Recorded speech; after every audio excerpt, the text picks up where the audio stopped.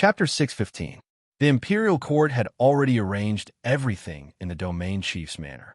Ji Tianxing did not need to worry about it anymore. He strolled around the mansion and only returned to the study at night. The guard commander, Jiang Chun, rushed to the study and reported the situation to him respectfully. "My lord, the 100,000 soldiers of the garrison army have arrived in the ancient star realm. They are stationed in the Tianfeng Plains and are waiting for your orders. In addition, everything in the domain chief's manor has been arranged properly.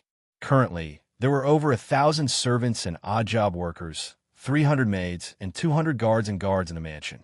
The guards under my command are not included in this list. They will follow you and protect you from now on." Ji Tianxing listened to Jiang Chen's report and pondered for a moment. He then gave a series of instructions. He did not need to worry about the trivial matters of the domain chief's manor. Jiang Chun and the steward appointed by the imperial court would take care of it. With the prestige and defensive power of the domain chief's manor, no one would dare to invade. Moreover, there were dozens of Tianyuan formations inside and outside the domain chief's manor. It was also protected by a soul-grade formation. The domain chief's manor was definitely the safest place in the Tianxin domain. No one could sneak in unless they were attacked by a soul-refining expert. As for the 100,000 soldiers of the garrison army, they were all brave and skilled in battle. The army of a mortal kingdom could not be compared to them. Ji Tianxing divided the 100,000 soldiers into 5 legions. 4 of them were sent to guard the 4 borders of the Tianshan domain. The 5th legion was stationed in the ancient star realm. They were ready to respond at any time. The problem of how to support the 100,000 soldiers and the domain chief's manor was very simple. The 10 countries and hundreds of martial arts sects in the Tianshan domain had to pay a certain amount of taxes to the domain chief's manor every year. This was a shocking amount of wealth that was enough to support hundreds of thousands of people. In the next few days, Ji Tianxing stayed in the domain chief's manor to fulfill the duties of the domain chief and deal with a lot of official business. Although he had become an overlord at the age of 18, it was the first time he dealt with such an important matter.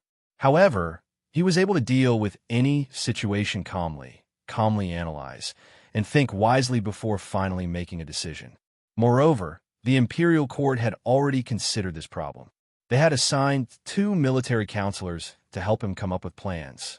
In this way, he would be able to handle official business with ease. Unknowingly, 3 days had passed.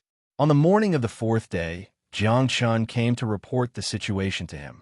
Reporting to the domain lord, "The decree has been sent to the royal Azure Kingdom. You can depart at any time." Ji Tianxing immediately passed down the order, "We are to return to the royal Azure dynasty immediately. I've already left Clear Sky Kingdom for a full year. It's time for me to go back and visit my father." Jiang Chun cupped his fists and said sincerely, "When my lord returns to the royal Azure Kingdom, the entire royal Azure Kingdom will respectfully welcome your arrival. My lord, this is truly a return to your hometown in glory." Ji Tianxing smiled and led Jiang Chun out of the study, heading towards the square in the manor. In the square, the guards of honor and the guards had already finished their preparations. After Ji Tianxing and Ji Ku boarded the royal carriage, the entourage set off on their journey. They left the domain chief's manor and rushed towards the Qingyun kingdom. A year ago, Ji Tianxing and Ji Ku had left the Green Cloud Imperial City and rushed to the Star Ancient Realm in a carriage. At that time, the 2 of them took nearly a month to enter the Sky Pillar sect in the Star Ancient Realm. Today, Ji Tianxing's guards of honor only took 12 hours to cross thousands of miles of mountains and rivers and arrived at the royal Azure dynasty. In the evening, the sun was setting. The guards of honor were about to enter the royal Azure dynasty imperial city. Ji Tianxing sat in the royal carriage, looking down at the land in front of him. Looking at the ancient imperial city, his heart was filled with many emotions. Thinking back to when he was in the royal Azure dynasty imperial city, he was persecuted by Ling Yunfei and Ji Ling. He was reduced to a good-for-nothing young master who was ridiculed by the people in the city. Fortunately, Kenshin's tomb appeared, allowing him to inherit Kenshin's lost skills and embark on a strange and unique path of swordsmanship. It allowed him to recover his strength and reclaim the qualification to enter the Sky Pillar sect. After he entered the Sky Pillar sect, he went through hundreds of hardships and tribulations before he finally stood out and became the emperor whose name shook the central state. Recalling the past, everything was still vivid in his mind. In this short span of a year, Ji Tianxing went from being a good-for-nothing young master who was humiliated in the past to being the overlord of the Sky Pillar region. Such a heaven-defying change was like a mudworm turning into a divine dragon. It was unreal when one recalled it. Under the setting sun, outside the majestic city gates of the Royal Azure Dynasty Imperial City, 300 armored and armed royal guards stood on both sides of the main road outside the city gates respectfully, showing a dignified and solemn aura. On the wide and straight Bluestone Avenue, the Royal Azure Dynasty Emperor led the civil and military officials to stand in silence, quietly waiting for their arrival. There were hundreds of people present, but no one dared to make a noise or even whisper. Everyone knew that the honorable territorial lord would be arriving at the Royal Azure Dynasty Imperial City today. The Royal Azure Dynasty Emperor and the civil and military officials were puzzled. Why did the newly appointed territorial lord want to inspect the Royal Azure Dynasty Imperial City? Among the 10 countries in the Sky Pillar region, the Royal Azure Dynasty Imperial City was ranked at the bottom. There was nothing outstanding about it that was worthy of the territorial lord's personal inspection. Therefore, the Royal Azure Dynasty Emperor was a little nervous and thought to himself, could it be that the territorial lord has just taken office and urgently needs to establish his authority, so he wants to start with the Royal Azure Dynasty Imperial City? However, no matter how worried and anxious he was, after receiving the order, he had no choice but to go out of the city to welcome the territorial lord. Just as everyone was waiting anxiously, a colorful glow appeared in the sky in front of them, accompanied by waves of beautiful music. The Royal Azure Dynasty Emperor and the civil and military officials were immediately energized, revealing a look of anticipation and awe as they looked at the colorful glow in the sky. In the blink of an eye, a majestic guard of honor flew from the sky and slowly landed on the plains outside the city. The hundreds of people in the guard of honor all exuded a powerful and dignified aura. They were riding on spiritual birds that the officials had never seen before, appearing very mysterious and powerful. Even the more than 40 maidservants playing the musical instruments in the guard of honor were like fairies who had descended from the heavens in the eyes of the civil and military officials. As for the luxurious jade carriage on the back of the golden-winged bird, it was extremely dazzling, like the carriage of the gods. Not only were the civil and military officials and the royal guards filled with fear, even the Royal Azure Dynasty Emperor was extremely respectful towards the territorial lord in the royal carriage. Your subject welcomes the arrival of the territorial lord in person. When the guard of honor landed, the Royal Azure Dynasty Emperor immediately knelt on the ground and bowed respectfully. Behind him, the civil and military officials and the 300 royal guards also knelt in unison and kowtowed with a very sincere expression. However, the territorial lord in the royal carriage did not speak, nor did he show his face. The majestic guard of honor stepped onto the Bluestone Road and headed straight for the imperial city gates. Chapter 616. The new territorial lord did not speak, nor did he show his face. After arriving at the Royal Azure City, the guard of honor immediately entered the city. The Royal Azure Emperor and the civil and military officials felt uneasy and could only follow closely behind the guard of honor. Everyone prayed silently in their hearts that the territorial lord would not make things difficult for the Royal Azure Kingdom. After all, the territorial lord only needed to say one word to decide the fate of the Royal Azure Kingdom and the survival of the Royal Azure Kingdom. After the guard of honor entered the city, they went straight to the center of the city. The citizens of the city came out to greet the emperor and knelt on both sides of the road. When the guard of honor passed by, the citizens hurriedly kowtowed in salute. The Royal Azure Emperor thought that the guard of honor was going to the palace, so he had already sent people back to the palace to greet the emperor. However, when the guard of honor reached the city square, they turned and walked towards the south side of the city. The royal azure emperor and the officials were dumbfounded. They did not understand what this meant and could not guess where the territorial lord was going. Helpless, the royal azure emperor and the officials could only follow the guard of honor to the south side of the city. After a quarter of an hour, the guard of honor arrived at the gates of the G mansion and stopped. The royal azure emperor and the officials were stunned. They did not understand what the territorial lord was going to do. Why did he not go to the palace, but came to the G mansion? Could it be that the territorial lord was acquainted with the G family? Or was there some connection? Thinking of this, the royal azure emperor was filled with doubt and anticipation. He stared at the royal carriage and the G mansion's gates with wide eyes. When had the guards of the G mansion ever seen such a sacred and majestic parade? Even if it was only the royal azure emperor, the guard would still have to greet him in fear and trepidation.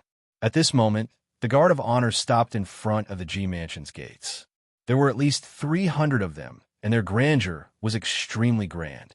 Behind the guard of honor, the royal azure dynasty emperor and his court officials stood respectfully, as if they were servants following the emperor. What kind of awe-inspiring and majestic parade was this? The guards at the gates were stunned. When they regained their senses, they rushed into the G mansion and reported the news to the master. Not long after, the entire G mansion was alarmed. Everyone was inexplicably shocked, and in fear and trepidation, they hurried to the gate to greet the emperor. The juniors and maids of the G family were all kneeling on the square in front of the palace, waiting for the arrival of the big shot. The patriarch, Ji Changkong, was still able to maintain his calm. He quickly led a few people in charge to the entrance. After arriving at the entrance, when Ji Changkong and the others clearly saw the formation outside the door, their expressions changed drastically. At this moment, the royal azure dynasty emperor was afraid that the Ji family would neglect the territorial lord, so he quickly reminded them in a dignified voice, "Ji Changkong, what are you waiting for? Quickly come and welcome the new region lord." Domain lord? Hearing these words, Ji Changkong and the other leaders trembled in confusion and shock. They couldn't understand why the honorable domain lord would suddenly grace the Ji mansion with his presence. Several leaders hurriedly knelt on both sides of the door, lowering their heads in fear and trepidation, not daring to raise their heads to look at the domain lord's royal carriage.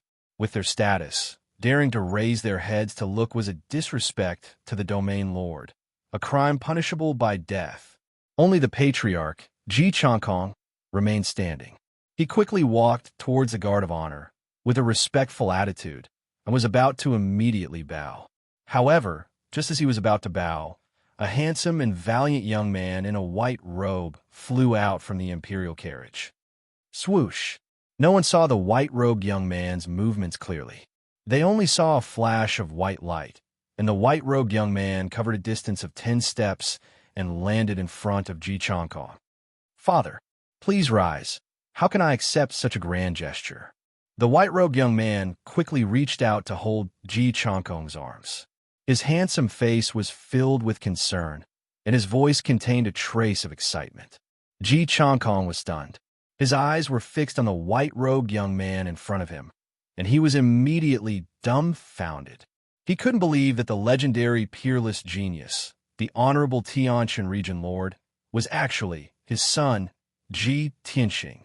No matter how calm and collected Ji Changkong was, he couldn't regain his senses at this moment, and couldn't say a word. Not only Ji Changkong, but everyone else was also stunned. They were so shocked that their mouths were agape, but they couldn't make a sound. Although there were hundreds of people outside the G mansion, it was so quiet that even the sound of a pin dropping could be heard. The leaders of the Ji family were stunned. The royal azure dynasty emperor was dumbfounded. All the civil and military officials were dumbstruck. Their minds went blank. No one could believe that the sacred and dignified region lord was actually the eldest son of the Ji family, Ji Tianxing.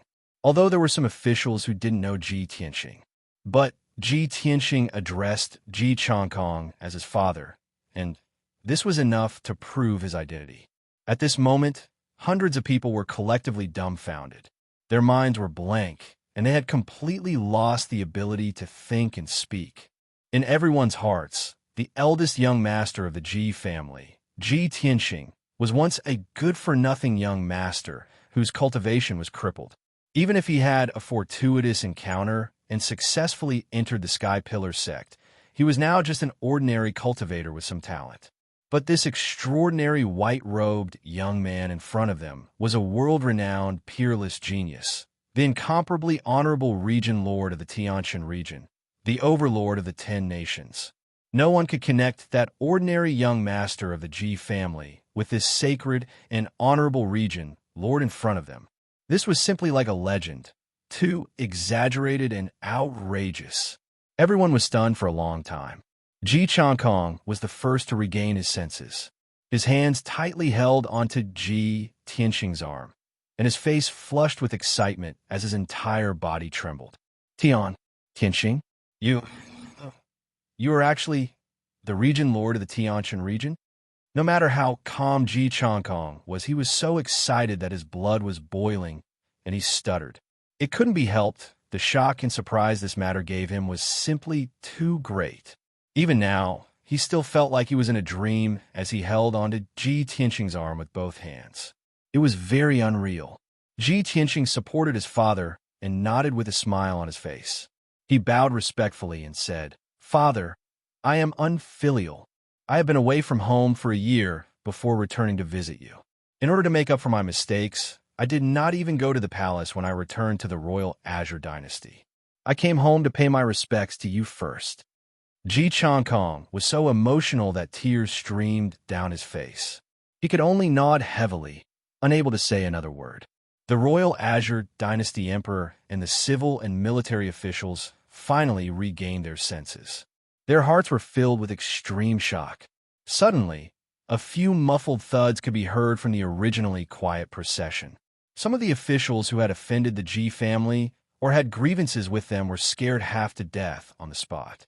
Their bodies trembled like a sieve. A few people with weaker psychological endurance fainted on the spot. Their vision turned black and they fell to the ground, unconscious.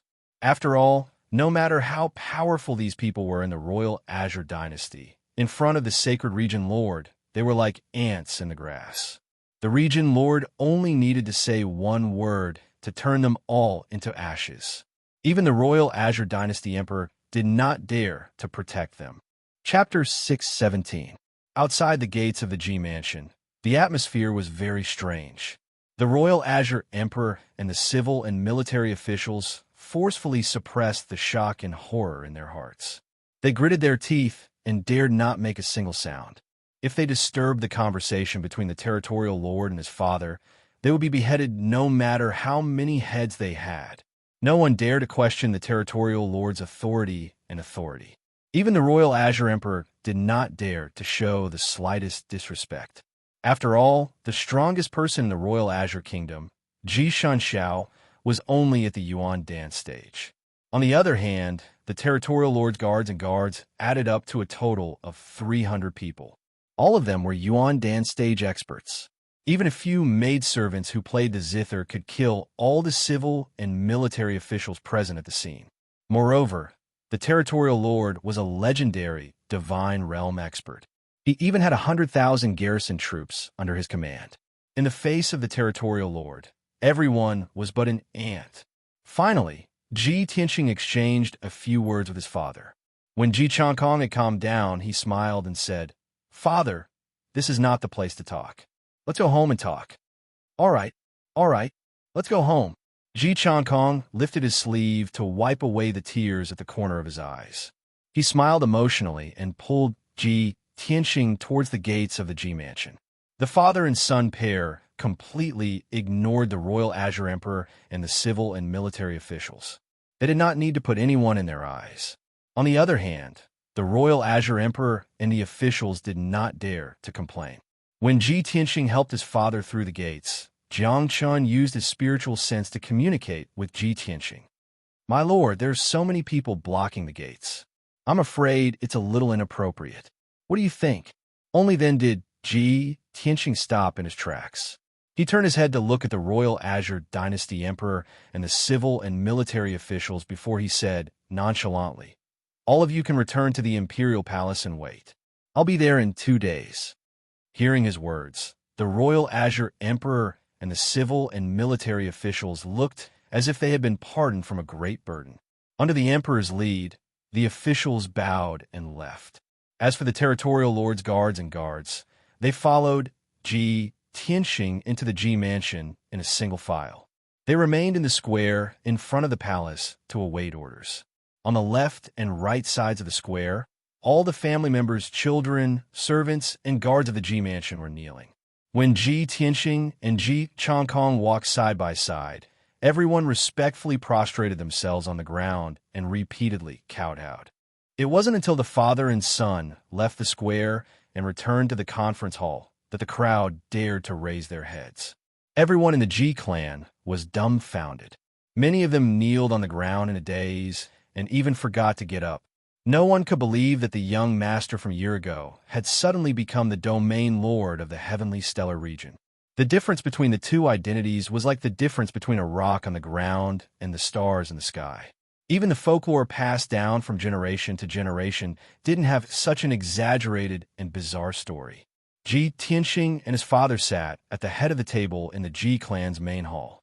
Originally, Ji Tianxing wanted Ji Changkong to sit at the head of the table while he sat at the lower end. But how could Ji Changkong agree? He insisted on pulling Ji Tianxing to sit beside him so that he could feel at ease. After all, Ji Tianxing's status as the domain lord of the heavenly stellar region was so noble that it was frightening. The few leaders didn't dare to sit down. They all stood respectfully in the main hall and listened to the father and son talk. Ji Tianxing asked his father if there were any changes in the imperial city and the Ji clan in the year that he left. Ji Changkong thought for a moment before replying in a low voice. The imperial city hasn't changed much. It's still the same as before. However, our Ji clan's foundation has been damaged. This year, we've been biding our time and recovering in a low-key manner. At first, the Ling clan wantonly attacked the Ji clan. But later, the clan master Ling Sihai mysteriously disappeared. Problems arose within the Ling clan. For the sake of fighting for power, there was internal strife. Now, the Ling clan is torn apart and no longer a threat. However, although the Ling clan stopped attacking the Ji clan, some other noble clans took the opportunity to invade the Ji clan's properties and suppress our power. Ji Tianxing didn't feel angry or worried. He chuckled and waved his hand. "Father, you don't have to worry. The Ling clan and those who secretly attacked our Ji clan will be destroyed soon. As long as the emperor isn't a fool, he'll know what to do. If I'm not wrong, he must be issuing orders now to send out a large number of people to eliminate the Ling clan and those who attacked our Ji clan." Ji Changkong was stunned for a moment before he smiled with relief and nodded. "That's right. Tianxing, with your current status, you don't even need to issue orders. The emperor will take the initiative to help the Ji clan eliminate all enemies and threats." Haha, the emperor is worried that he'll be implicated by those noble clans and suffer your wrath. Ji Changkong had never had things go as smoothly as they did at this moment. Before Ji Tianxing returned home, the Ji clan was still in a precarious situation. Danger lurked everywhere, and there were many forces who coveted and spied on them. Today, the Ji clan didn't need to do anything, and the emperor would eliminate all enemies for the Ji clan to win Ji Tianxing's favor and show his loyalty to Ji Tianxing. Never in his wildest dreams did Ji Changkong imagine that he would be in such a situation today. At this moment, Ji Tianxing continued, "Father, I've returned not only to visit you, but also to bring you to the Domain Lord's manor. Moreover, I want to help you completely remove the hidden injuries in your body that have been hidden for a long time." Ji Changkong frowned and said reluctantly, "Tianxing, our Ji clan has developed for 100 years to achieve today's power and properties. It's a pity to give them up just like that." Ji Tianxing shook his head and smiled. "Father, I'm now the Tianxin Domain Lord. The entire Tianxin domain is mine. The 10 major countries, 100 major sects, and hundreds of millions of people are all my people. What's there to miss about the G clan's properties and power? Once you've moved into the Domain Lord's manor, you'll be able to live like an immortal. You'll be able to prolong your life and pursue a higher realm of martial arts. Why would you miss the worldly things? Ji Chankong had poured half his life's effort into the Ji clan's development today. Of course, he was reluctant to give up all of a sudden. However, after listening to Ji Tianxing's persuasion, he pondered for a moment and nodded his head in agreement. Good. Tianxing, you're now the Tianxun Domain Lord. Although your status is unparalleled, you'll definitely be attacked and retaliated against by countless experts and forces. As your father, although I can't help you much, I can't drag you down. Only when I've moved into the Domain Lord's manor can you have no worries and continue to pursue a higher realm of martial arts.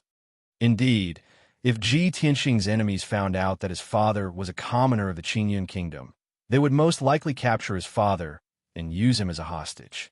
Ji Chankong was calm and wise. Of course, he had thought of this, so he agreed without hesitation. This was because he knew that Ji Tianxing's future achievements would be even greater. He would not just be the Tianxun Domain Lord. Chapter 618. Although Ji Chankong had decided to leave the Royal Azure Kingdom for the Domain Chief's Manor, the Domain Chief's Manor was huge. It would take him a few days to deal with the aftermath of the Ji family's business. Over the next few days, Ji Chankong was busy preparing for his trip to the Domain Chief's Manor. Ji Tianxing stayed at home for 2 days and received various reports from Jiangshun. Just as he expected, the Royal Azure Kingdom's emperor issued the order as soon as possible. In just 2 days, the Ling family's remnants were completely annihilated. Those aristocratic families and forces that were against the Ji family were also annihilated by the Royal Azure Kingdom's emperor. In these 2 days, the news of the Domain Chief's arrival in the Royal Azure Kingdom spread throughout the Royal Azure Kingdom. The entire Royal Azure Kingdom's people knew that the Honorable Domain Chief was actually the young master of the Ji family, the trash that was once ridiculed by countless people. For a moment, the entire kingdom was shocked. Hundreds of millions of people were inexplicably shocked. It was as if they had heard a legend and were discussing it endlessly. There was no doubt that the new domain chief, Ji Tianxing, will be the topic of discussion for a long time to come. That night, in the Royal Azure Kingdom's palace, the Royal Azure Kingdom's emperor was sitting at the table in the imperial study, handling official business. On the table, there was an incense burner emitting spirals of smoke, a gemstone lamp, and a thick stack of memorials. In the past few days, the Royal Azure Kingdom's emperor had put in a lot of effort to eradicate the remnants of the Ling family and those forces that were against the Ji family. After all, those forces that dared to go against the Ji family were all aristocratic families with high status in the Royal Azure Kingdom. He suddenly issued an order to avenge the Ji family and carry out a purge within the kingdom. Of course, this would hurt the foundation of the Royal Azure Kingdom and cause unrest within the kingdom for a period of time. However, the Royal Azure Kingdom's emperor could only do so. Otherwise, if the domain chief personally took revenge, the Royal Azure Kingdom would be in turmoil for more than a few days. Thinking of this, the Royal Azure Kingdom's emperor could not help but rub his brows. At this moment, a pretty girl dressed in palace attire pushed open the door and entered the imperial study. Ku greets father. The pretty girl was Ji Ku. She walked to the table and bowed to the Royal Azure Kingdom's emperor. The Royal Azure Kingdom's emperor put down the memorials in his hand and smiled amiably. He nodded and said, "Ku, get up. It's already late at night. Why aren't you asleep yet? What business do you have with Imperial Father?" Ji Ku hesitated for a moment before he gathered his courage and said, "Imperial Father, did you receive the letter I sent you 2 months ago?" "That letter?" The Royal Azure Dynasty Emperor frowned, and the smile on his face faded. He was silent for a moment before he asked in a low voice, "Ku, you came to find Father tonight to ask about your background, right?" Ji Ku nodded and said solemnly, "Imperial Father, in Ku's heart, you will always be the father who loves me the most. But now that Ku has grown up, I want to know the truth. I hope Father can tell Ku." Ji Ku had gradually accepted his identity as a member of the Golden Raccoon tribe. However, she still needed to clarify with the royal Azure Dynasty Emperor and thoroughly verify this matter before she could feel at ease. The royal Azure Dynasty Emperor nodded slightly and looked at her calmly. He then said in a deep voice, "Cuckoo, the matter you mentioned in the letter is indeed true. Although I don't understand how you found out about this matter. Since you asked, I'll tell you. That year, Imperial Father and Noble Consort Ning went to Guangling Temple to burn incense and pray that the heavens would bless Noble Consort Ning so that she could bear a dragon's seed. When they left Guangling Temple, a huge koi fish suddenly appeared in the river at the foot of the mountain.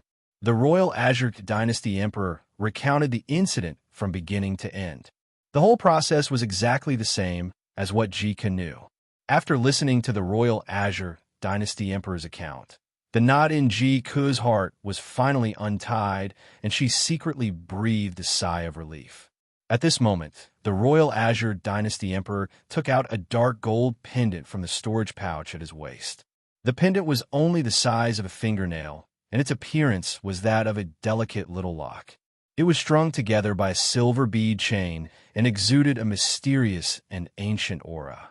The royal Azure Dynasty Emperor held the golden pendant in his hand and handed it to Jiku. When Imperial Father picked you up that year, this pendant was wrapped around your wrist. It must be some kind of special keepsake, and it must be related to your birth. Now that you know about your birth and what happened that year, if you want to find your birth parents, you can use this as a clue to find them. Whether you find your birth parents or not, Imperial Father will always see you as his own daughter, and the Royal Azure Dynasty will always be your home. Hearing the heavy and sincere tone of the Royal Azure Dynasty Emperor, Jiku's heart was filled with warmth, and her eyes were faintly covered with a layer of mist. She pursed her lips tightly and nodded. She kept the golden lock-shaped pendant and bowed. "Thank you, Imperial Father." After that, she bowed to the Royal Azure Dynasty Emperor and left the study. On the morning of the third day, Ji Tianxing left the Ji residence and brought Jiang Chun and the guards to the Imperial Palace. When he arrived at the Imperial Palace gates, the Royal Azure Dynasty Emperor, who had already received the news, hurriedly led the civil and military officials and the Imperial Guards to the Imperial Palace gates to welcome him. After everyone paid their respects, they clustered around Ji Tianxing like stars surrounding the moon and entered the Imperial Palace Grand Hall. Ji Tianxing carried out the authority and duties of the territorial lord. He sat on the emperor's throne and listened to the Royal Azure Dynasty Emperor and the officials of the 6 departments report on the state of the country. After everyone had finished their report, Ji Tianxing pondered for a moment and issued a few orders for the Royal Azure Dynasty Emperor to carry out. These orders were related to the national economy and the people's livelihood. They played a decisive role in the fate and future of the Royal Azure Dynasty. The Royal Azure Dynasty Emperor was a man of great foresight. He understood Ji Tianxing's intentions and immediately thanked him profusely. Ji Tianxing stayed in the Imperial Palace for half a day.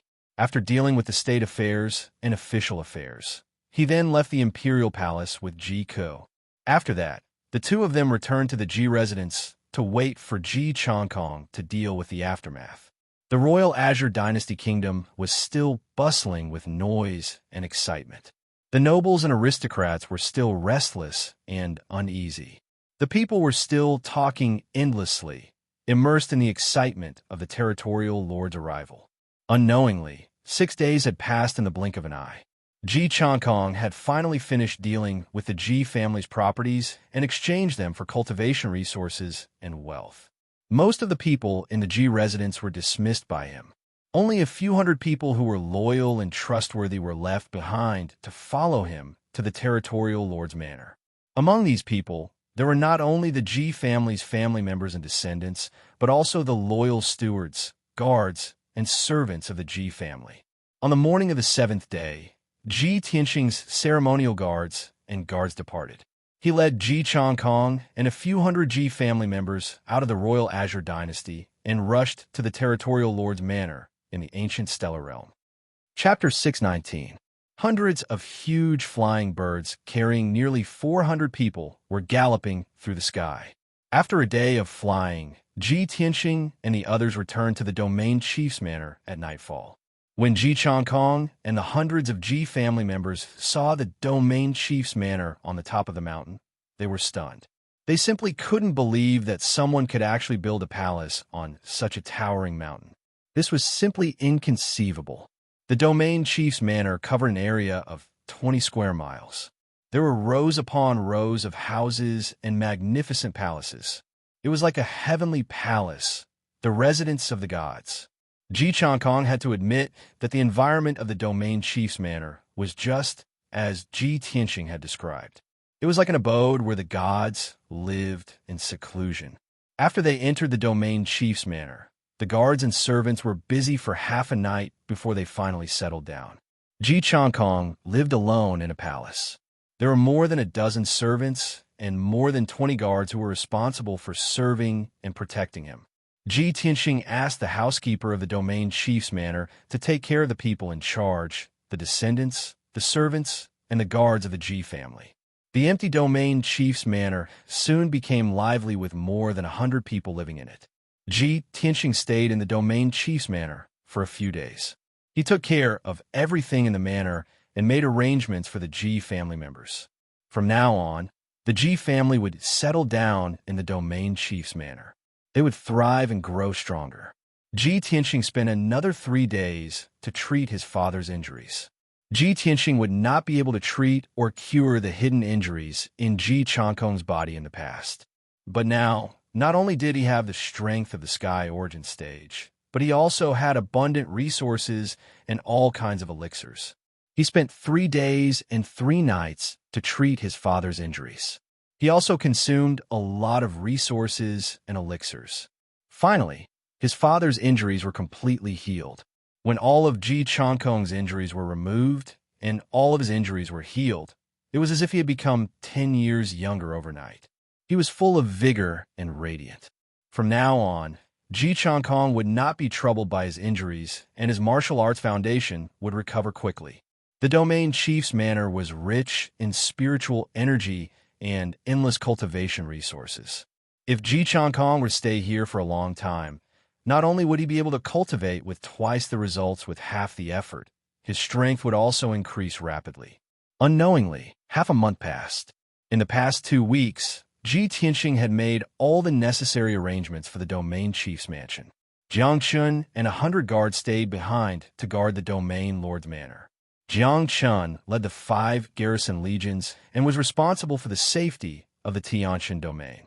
Of course, when Ji Tianxing wasn't in the domain chief's manor, the sky-bearing sect was the one who made all the decisions in the heavenly stellar region. Jiang Chun had to listen to the sky-bearing sect's orders as well. With that, Ji Tianxing was relieved. On the morning of the 16th day, he left the domain chief's manor with 200 honor guards, ready to return to the central province. Ji Ku and Yin followed him back to Zhongzhou. This morning, Ji Tianxing led the Ji family. Jiang Chun led 100 guards, and Chu Tiantian led the people of the Sky Pillar sect to the domain chief's manor to send Ji Tianxing off. Although Ji Tianxing had only reunited with his family and friends for about 10 days this time, he was still very happy. He came and left in a hurry. Ji Kong, Chu Tiantian, and the others were very reluctant to part with him. However, everyone knew that Ji Tianxing was no longer the young man he used to be.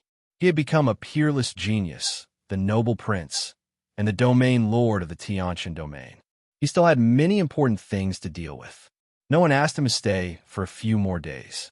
They waved goodbye to him in the square outside the domain chief's manor. Ji Tianxing boarded the royal carriage with Ji Ku and Yin under the crowd's warm send-off.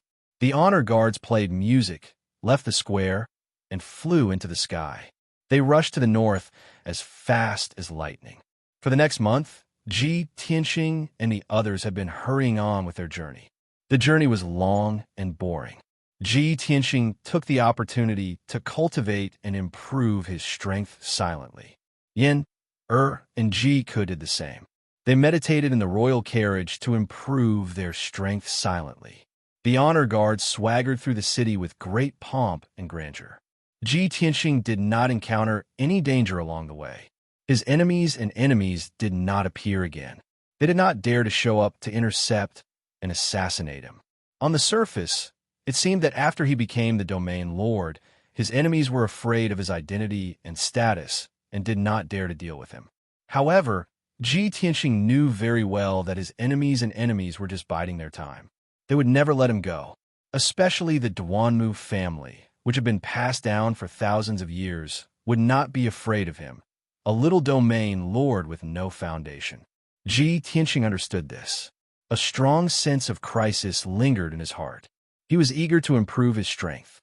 Only when he had more strength could he be qualified to compete with those powerful enemies. In the southeast of the central continent, there was a vast forest with a radius of 100,000 miles. It was called the Manga Forest. In the boundless forest, there were all kinds of exotic flowers and herbs.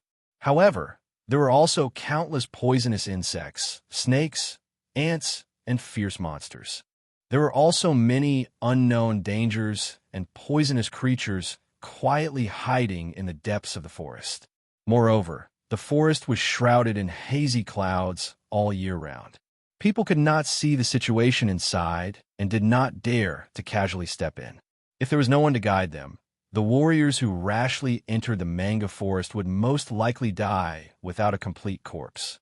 However, in the depths of the manga forest, there was a hidden greenwood city. This ancient city, with a history of thousands of years, had the most herbs and elixirs in the central continent. It was known as the legendary City of Life. For thousands of years, if the people of the central continent had an incurable disease or suffered an irrecoverable injury, they would first think of going to the City of Life to seek treatment. This Greenwood City was the territory of the Duanmu family, one of the three great families of the human clan. The Duanmu family controlled this city and had half of the herbs and elixirs in the central continent. Therefore, they controlled half of the herbs business in the market. 100 miles north of the Greenwood City, there was a towering mountain. There was an ancient and majestic palace at the top of the mountain. It was the residence of the Duanmu family, called the Greenwood Palace. In the palace, in the study of the head of the family, Duanmu Huang, there were three dignified, middle-aged men talking seriously. The middle-aged man, sitting on the green jade chair, was wearing a starry striped robe and a square azure crown. His face was thin but resolute. He had a goatee on his chin. This man's eyes were as deep as the sea of stars. He faintly emitted a mysterious and vast aura. His entire body was surrounded by invisible spiritual energy. Clearly, he was a soul refining stage cultivator who had surpassed the sky origin stage. This man was the current head of the Duanmu family, Duanmu Huang, the father of Duanmu Yulong. The other two middle-aged men were wearing purple robes. They were tall and strong and had a dignified aura. Chapter 620. The simple and elegant study room was filled with a solemn and murderous atmosphere. The family head, Duanmu Huang's face was as cold as ice. The two elders' faces were also very gloomy and their eyes were filled with hatred.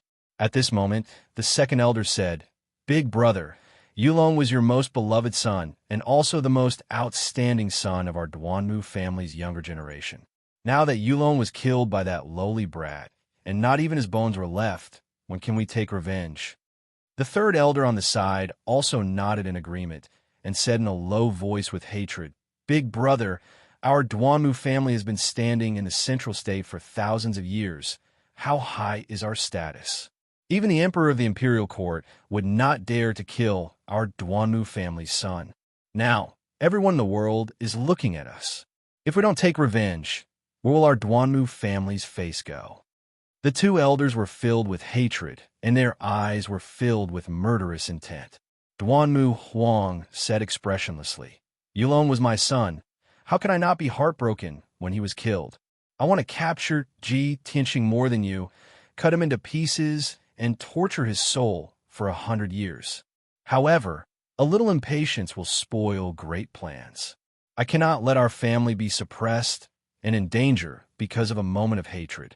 That Ji Tianxing has become the Tianshan region lord and is now carrying the imperial court's edict and the region lord's golden seal, leading a guard of honor to the Tianshan region. He is the Tianshan region lord appointed by the imperial court. If we kill him now, everyone in the world will know that it is our Duanmu family who did it. Assassinating a high official, a region lord appointed by the imperial court, is a crime that is close to the death penalty for treason. Hearing Duanmu Huang's words, the two elders frowned and showed an unwilling expression. Big brother, that Ji Tianxing is just an ant-like commoner. Even if he became the emperor's son and the Tianshan region lord, he has no foundation. Even if we kill him, we will be taking revenge for Yulong, and it will be justified. The imperial court will not make things difficult for our Duanmu family, right? In these thousands of years, we have made countless contributions to the imperial court. The corners of Duanmu Huang's mouth twitched, revealing a playful sneer. That's right, Ji Tianxing is indeed a lowly commoner like an ant. But who said that he doesn't have a powerful background and foundation? Now that things have come to this, do you still not understand? His biggest backer and background is the imperial court. The two elders were stunned and asked incredulously, "How is this possible? That kid is just a commoner. Even if his martial arts talent is outstanding, it's impossible for him to be protected by the imperial court." Duanmu Huang shook his head and said solemnly, "Whether you believe it or not, this is the result of my repeated investigation and speculation. Although I don't know the exact reason, this is indeed the truth.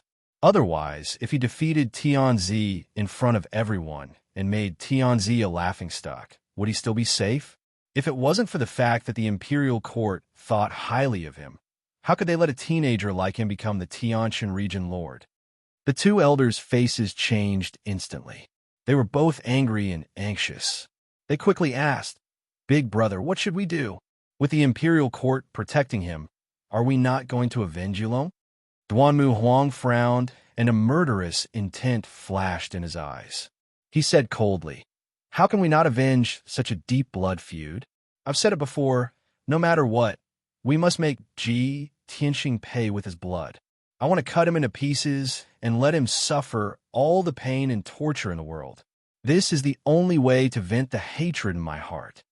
At this point, Duanmu Huang's tone was filled with hatred. After a pause, he continued, "However, now is not the time for revenge.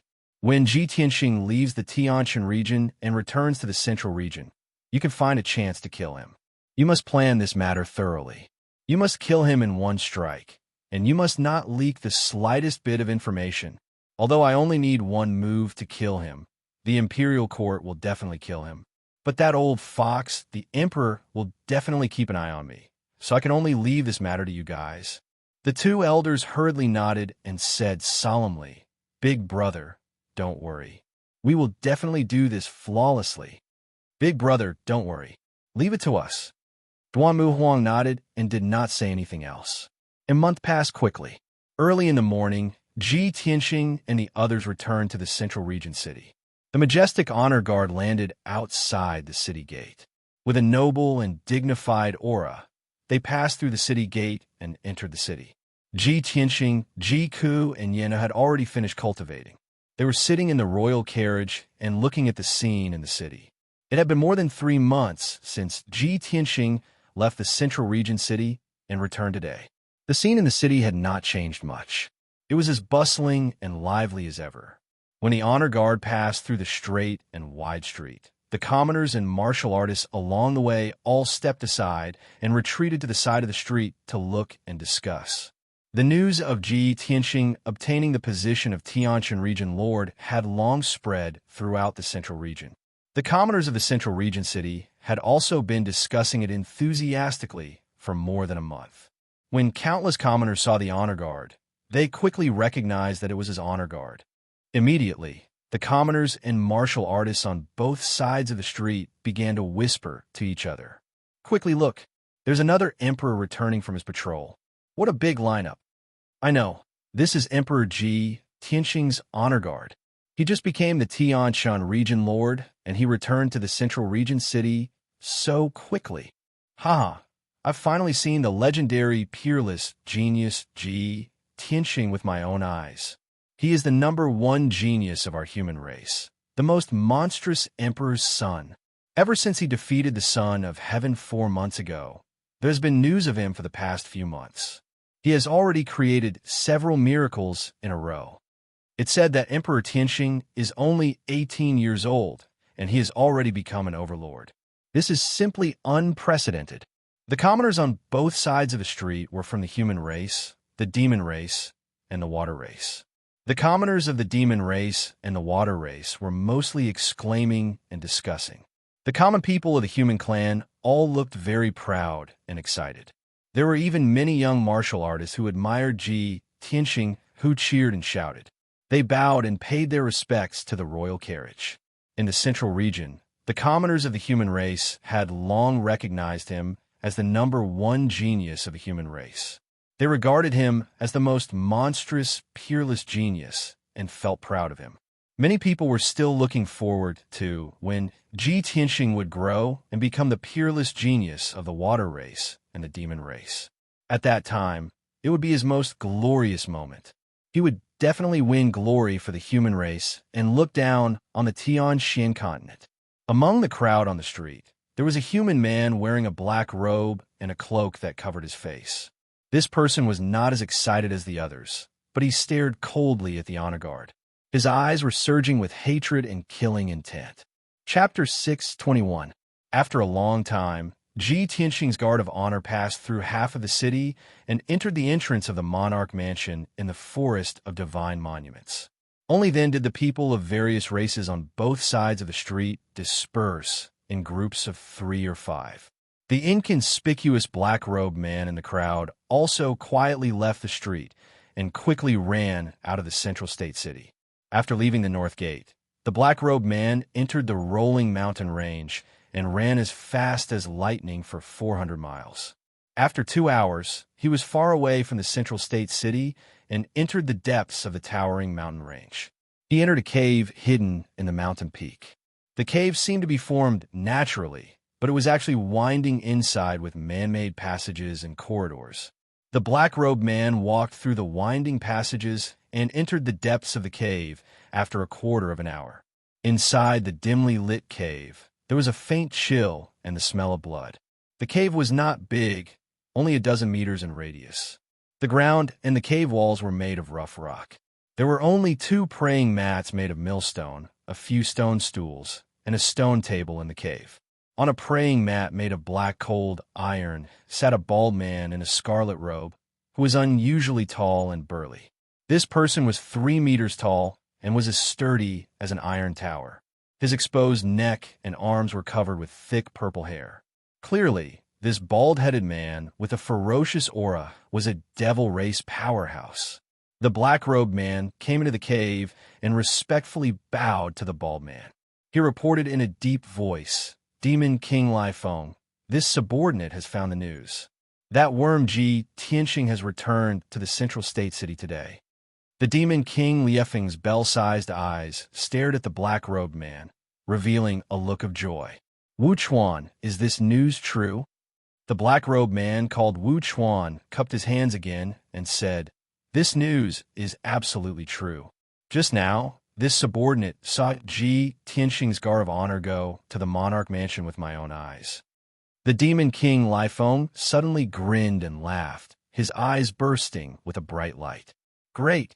That little bastard is finally back. We didn't take the risk to come to the central state city and wait here for a month in vain. Wu Chuan, you need to continue hiding in the city and keep an eye on the city. Once Tianxing leaves the monarch palace, you must immediately report to this prince." "Humph. As long as I capture that brat, our fierce wind tribe will become a great contributor. In the future, we will definitely be appreciated and rewarded by His Majesty, the Nephilim King." At this point, Demon King Liefeng's eyes were filled with anticipation. Wu Chuan was silent for a while before he asked in confusion, "Lord Devil King, I still don't understand why His Majesty the Devil King ordered all the tribes to capture Tianxing no matter what. That human boy is indeed capable, but I don't think he's worth the great Devil Emperor's attention. Do I?" Speaking of this issue, the Demon King of Liefeng's expression became solemn. He stared at Wu Chuan with burning eyes, pondered for a while, then said, "Wu Chuan, this is a secret that His Majesty the Devil Emperor has ordered us to discuss." However, since you are my adopted son, I believe you and will tell you the truth. When His Majesty the Devil Emperor fled back to the northern desert, his vitality was greatly damaged and his strength was very weak. He will need to recuperate for many years to recover. However, Ji Tianxing has the Qin bloodline, which is the blood of the Supreme God. It has incredible effects. If His Majesty the Devil Emperor can obtain the Qin blood, he will be able to tap into the infinite power of the God's blood and quickly recover his vitality and strength. In this way, our demon race will have a day to rise up and return to our heyday. Hearing the Demon King of Liefeng's explanation, Wu Chuan was surprised and shouted in disbelief. That lowly human boy actually has the Qin bloodline? How is that possible? After being stunned for a while, he came back to his senses and suddenly understood, nodding repeatedly. No wonder that boy is called the #1 genius of the human race. At the age of 18, he has become an overlord. I see. No wonder when His Majesty the Devil Emperor gave the order, all the demon kings of the other tribes came out and swore to capture Ji Tianxing and present him to His Majesty the Devil Emperor. The Demon King of Liefeng nodded and said solemnly, Wu Chuan, it is good that you understand the importance of this. Our Liefeng tribe is the weakest among the hundreds of tribes in the northern desert. We don't have abundant resources, so we will never rise up. If I can capture Ji Tianxing and present him to His Majesty the Devil Emperor, it will be a great contribution. By that time, our Liefeng tribe will be supported by His Majesty the Devil Emperor and become a top tribe. However, there are over a dozen other leaders who have come to the Central Plains with the same purpose as me. We have to seize the time and act before those leaders. We can't let others take the credit. Wu Chuan hurriedly nodded and said seriously, I understand. However, Ji Tianxing can fight a Sky Origin Stage cultivator to a draw. My Demon King, you have to be careful. The Demon King of Liefeng waved his hand and sneered. Since I have the courage to come to the Central Plains, I have the confidence to defeat him. Even if I can't capture him alive, I will kill him at all costs and bring his body back to His Majesty the Devil Emperor. Wu Chuan cupped his hands and bowed. I wish you a great victory, my Demon King. I hope you can capture Ji Tianxing and win His Majesty the Devil Emperor's appreciation. I will go back to the Central Plains and keep an eye on the situation. I will report to you if there is any movement. After that, Wu Chuan turned around and left the cave, heading to the Central Plains. At the same time, Ji Tianxing's honor guards returned to the king's palace and entered the Tianxing Palace. Since he left with Ji Ku and the others, there were only a dozen guards and maids left in the huge Tianxing Palace. It was very quiet. Fortunately, no one came to visit during this time. The Tianxing Palace was very peaceful. After the honor guards returned to the Tianxing Palace, Ji Tianxing asked them to leave and rest. Originally, the 200 honor guards belonged to the imperial court. They should have left the king's palace and returned to the imperial court. However, the king gave the 200 honor guards to him. From now on, they would be his servants and guards. They would stay in the Tianxing Palace and serve as his honor guards when he went out. Ji Tianxing took a stroll around the palace, inspecting every defensive formation inside and out. After making sure that the formations were all right, he returned to his room. The Tianxing Palace was not as luxurious as the king's palace. However, it contained more spiritual qi of heaven and earth, which was more suitable for secluded cultivation. Ji Tianxing arranged the things in the palace and was about to enter the secret chamber to cultivate in seclusion. However, at this moment, a guard came to report that the Emperor Long Yunxiao had come to visit. Ji Tianxing asked and found out that Long Yunxiao came alone to pass him a message. Chapter 622. Ji Tianxing ordered the guards to bring Long Yunxiao to the guest hall. He rushed to the guest hall and waited for a while before seeing Long Yunxiao walking over. After not seeing him for 2 months, Long Yunxiao was wearing a white robe and a jade crown. He had regained his handsome and heroic demeanor. Ji Tianxing cupped his hands and greeted him. After Long Yunxiao sat down, he asked, Son of Heaven, why are you here today? Long Yunxiao did not waste any time and went straight to the point. I heard that your guard of honor entered the monarch residence and knew that you were back, so I hurried over. The monarch residence has been secretly investigating for more than a month and finally found traces of the ancient demon emperor half a month ago. You just returned to the monarch residence, so you might not know about this. The ancient demon emperor has fled back to the demon race's nest in the northern desert. Ji Tianqing furrowed his brows when he heard the news. His eyes were a little dark, and he said in a low voice, "That damned demon. He disappeared for a few months and secretly fled back to the northern desert. Now that he's back to his nest, it will be difficult to get rid of him in the future." Long Yinxiao nodded and said seriously, "That's right. The northern desert is a forbidden area that no one is willing to step foot in. After the ancient demon emperor fled back to his nest, he could recuperate and slowly recover his strength. If he hasn't returned to the northern desert, the monarch residence can still send experts to get rid of him. But in the current situation, this matter can only be dropped. The monarch residence has already canceled the plan to get rid of the ancient demon emperor. After all, the monarch residence is only a neutral sacred ground and will not interfere with the grudges between the races. If we want to get rid of the ancient demon emperor completely, we can only rely on the experts of the human and demon races. The aqua race will definitely not help." Ji Tianqing pondered for a while and said calmly, "If that's the case, we can only put this matter aside first. Fortunately, the ancient demon emperor's injuries are very serious, and he will need at least 10 years to recover." Long Yinxiao shook his head and said seriously, "No, the ancient demon emperor will not wait that long. He doesn't have the patience. You have the power that he wants the most. So this monarch speculates that he will definitely think of ways to deal with you. In the past few days, the imperial court spies had discovered some movements. Some disguised demons had infiltrated Central State City. If I didn't guess wrongly, their target is very likely you." Although Long Yinxiao didn't say that the ancient demon emperor's target was the Qin bloodline, Long Yinxiao didn't say it explicitly. However, both of them were well aware of just how attractive the Qin bloodline was to the demon emperor. Ji Tianqing was only a bit surprised and doubtful. The demons actually dare to infiltrate Central State City? Are they that audacious? Long Yinxiao nodded and said with a solemn expression, "Central Continent City is a neutral zone. Cultivators of all races can enter. This main city was ruled by the emperor's residence. As long as there was no massacre in the city, the emperor's residence would not interfere. Demons have always been cruel and bloodthirsty. They will do anything to achieve their goals. You have to be careful.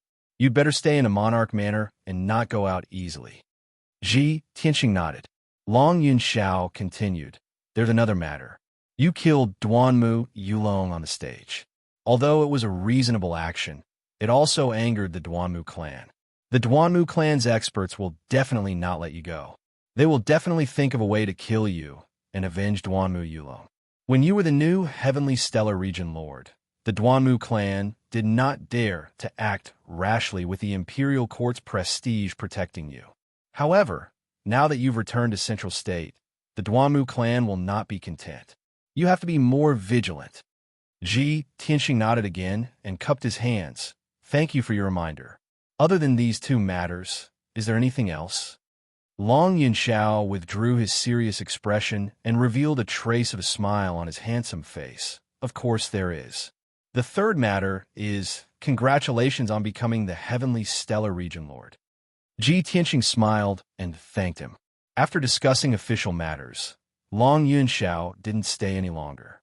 He said goodbye and turned to leave. Ji Tianqing asked the guard to send him out of the palace and was about to return to his residence. However, the guard soon returned and reported again, "My lord, there are a few more imperial princes outside the door. They say they are here to congratulate you." Another wave of gifts? Ji Tianqing raised his eyebrows and waved his hand. "Bring them in." The guard cupped his hands and obeyed. He quickly left the guest hall and rushed to the main door. Not long after, he led a few human clan imperial princes to the guest hall. Ji Tianqing had been waiting in the hall for a long time. When he saw them arrive, he greeted them and chatted with them. These human princes had entered the monarch mansion earlier than the others, so their rankings were higher than the others. They had nothing to do with the Duanmu clan and the Morong family. They didn't have any enmity or grudges with Ji Tianxing, so they were willing to take the initiative to befriend him. When they found out that Ji Tianxing's honor guard had returned to the imperial mansion, they hurried to the Tianxing palace to congratulate him with the gifts they had prepared earlier. After they were seated, they chatted as they sipped their spiritual tea. Imperial Prince Tianxing, congratulations on becoming the Tianxing territory lord. This is a token of my appreciation. Please accept it. Imperial Prince Tianxing, no. I should call you Tianxing territory lord from now on. You have become an overlord at such a young age. How enviable. Right now, in the central continent, the name of the celestial emperor can be said to be known to everyone. Your title as the #1 genius of the human clan is also well-deserved. Perhaps in another 3 to 5 years, Imperial Prince Tianxing will become the most powerful imperial prince in our clan and compete with the most powerful geniuses of the Water Tribe and the Demon Clan. The imperial princes were chatting and laughing. They were full of praise for Ji Tianxing. They were full of respect and envy. They were also imperial princes and had entered the imperial mansion earlier than Ji Tianxing. Their strength was also higher. However, they were not well known. Their status was not as high as Ji Tianxing's. Their martial arts talent could not be compared to Ji Tianxing's. Therefore, the imperial princes came to congratulate Ji Tianxing with gifts with the intention of currying favor with him. If these imperial princes had some powerful family or force behind them, Ji Tianxing would definitely not befriend them. However, they were all unaffiliated people. Ji Tianxing wouldn't be so unreasonable as to reject them when they took the initiative to befriend them. He accepted the gifts from the imperial princes and thanked them. Then, he chatted with them for a while. The imperial princes were still worried before they came. They were afraid that Ji Tianxing would be too arrogant and refuse to befriend them. Now that they had given their gifts, they were relieved and did not stay any longer. They bid farewell and left. After sending off the imperial princes, Ji Tianxing could finally cultivate in seclusion. He entered the secret chamber with abundant spiritual qi and activated several arrays in the room to gather the spiritual qi of heaven and earth. Before cultivating in seclusion, he took out the star divine gold from his interspatial ring and set up a heavenly spiritual array in the secret chamber. Obviously, he was going to use the terrifying pressure of the heavenly spiritual array to quickly increase his strength and cultivate the ultimate sword body. Chapter 623. Inside the monarch mansion, Yin Yao's cave, Yin Yao's palace. In the cold and elegant study room, Yin Yao was sitting in front of a table, holding an ancient book and reading it. At this moment, there was a knock on the door of the study room, followed by a clear and melodious female voice. "Big Sister Yin." Yin Yao put down the ancient book in her hand, looked up at the door, and said, "Come in." The door opened, and a beautiful woman in a green dress walked into the study room and stood in front of the table. This pure and beautiful woman was Lan Huixin. She bowed to Yin Yao and asked with a smile on her face, "Sister Yin, what instructions do you have for me to come here?" Yin Yao nodded and motioned for her to sit down and talk. She said calmly, "Huixin, the storm of the consort selection has passed, and you have stayed in the central province for 3 months. There are many rules in the monarch mansion, so it's not suitable for you to continue staying by my side. Firstly, it's inconvenient for you to move around, and secondly, it will delay your cultivation." Hearing Yin Yao's words, the smile on Lan Huixin's face suddenly froze, and then it turned into a deep sense of loss and sadness. Her clear eyes were covered with a layer of mist, and she said with a voice full of grievance, "Big Sister Yin, are you driving me away?" Yin Yao slightly frowned and shook her head gently. "Huixin, you are the proud daughter of heaven in the Long Sky region. You have your own life and future, so why are you so insistent on staying by my side? Don't worry, I will send Yin Luo to personally escort you back to the Long Sky region." The storm of the consort selection had not passed yet, so it was indeed dangerous for Lan Huixin to return to the Long Sky region alone. Now that 3 months had passed, the storm of that matter had subsided, and the people had gradually forgotten about Lan Huixin. Moreover, with Yun Luo, a heaven origin expert, escorting Lan Huixin, she would definitely be able to return to the Long Sky region safely. Yun Yao had taken Lan Huixin in for 3 months and sent Yun Luo to escort her back, which was already extremely benevolent. However, Lan Huixin finally managed to stay by Yun Yao's side and followed her into the emperor's mansion. How could she be willing to leave just like that? She put on a pitiful look and tears welled up in her eyes. She immediately knelt in front of Yun Yao, sobbing and begging. Big Sister Yun, Hui Xian is now a homeless person. If she leaves your side, I really don't know where to go. Big Sister Yun, please don't chase me away. I just want to find a place to settle down and live a peaceful life. As long as I can stay by your side, I am willing to be your servant and serve you. Lan Huixin cried like a pear blossom in the rain. As she spoke, she kowtowed and saluted. Her expression was extremely mournful. Yun Yao couldn't bear to see her like this. She sighed and said, "You're a genius. Why do you have to do this?"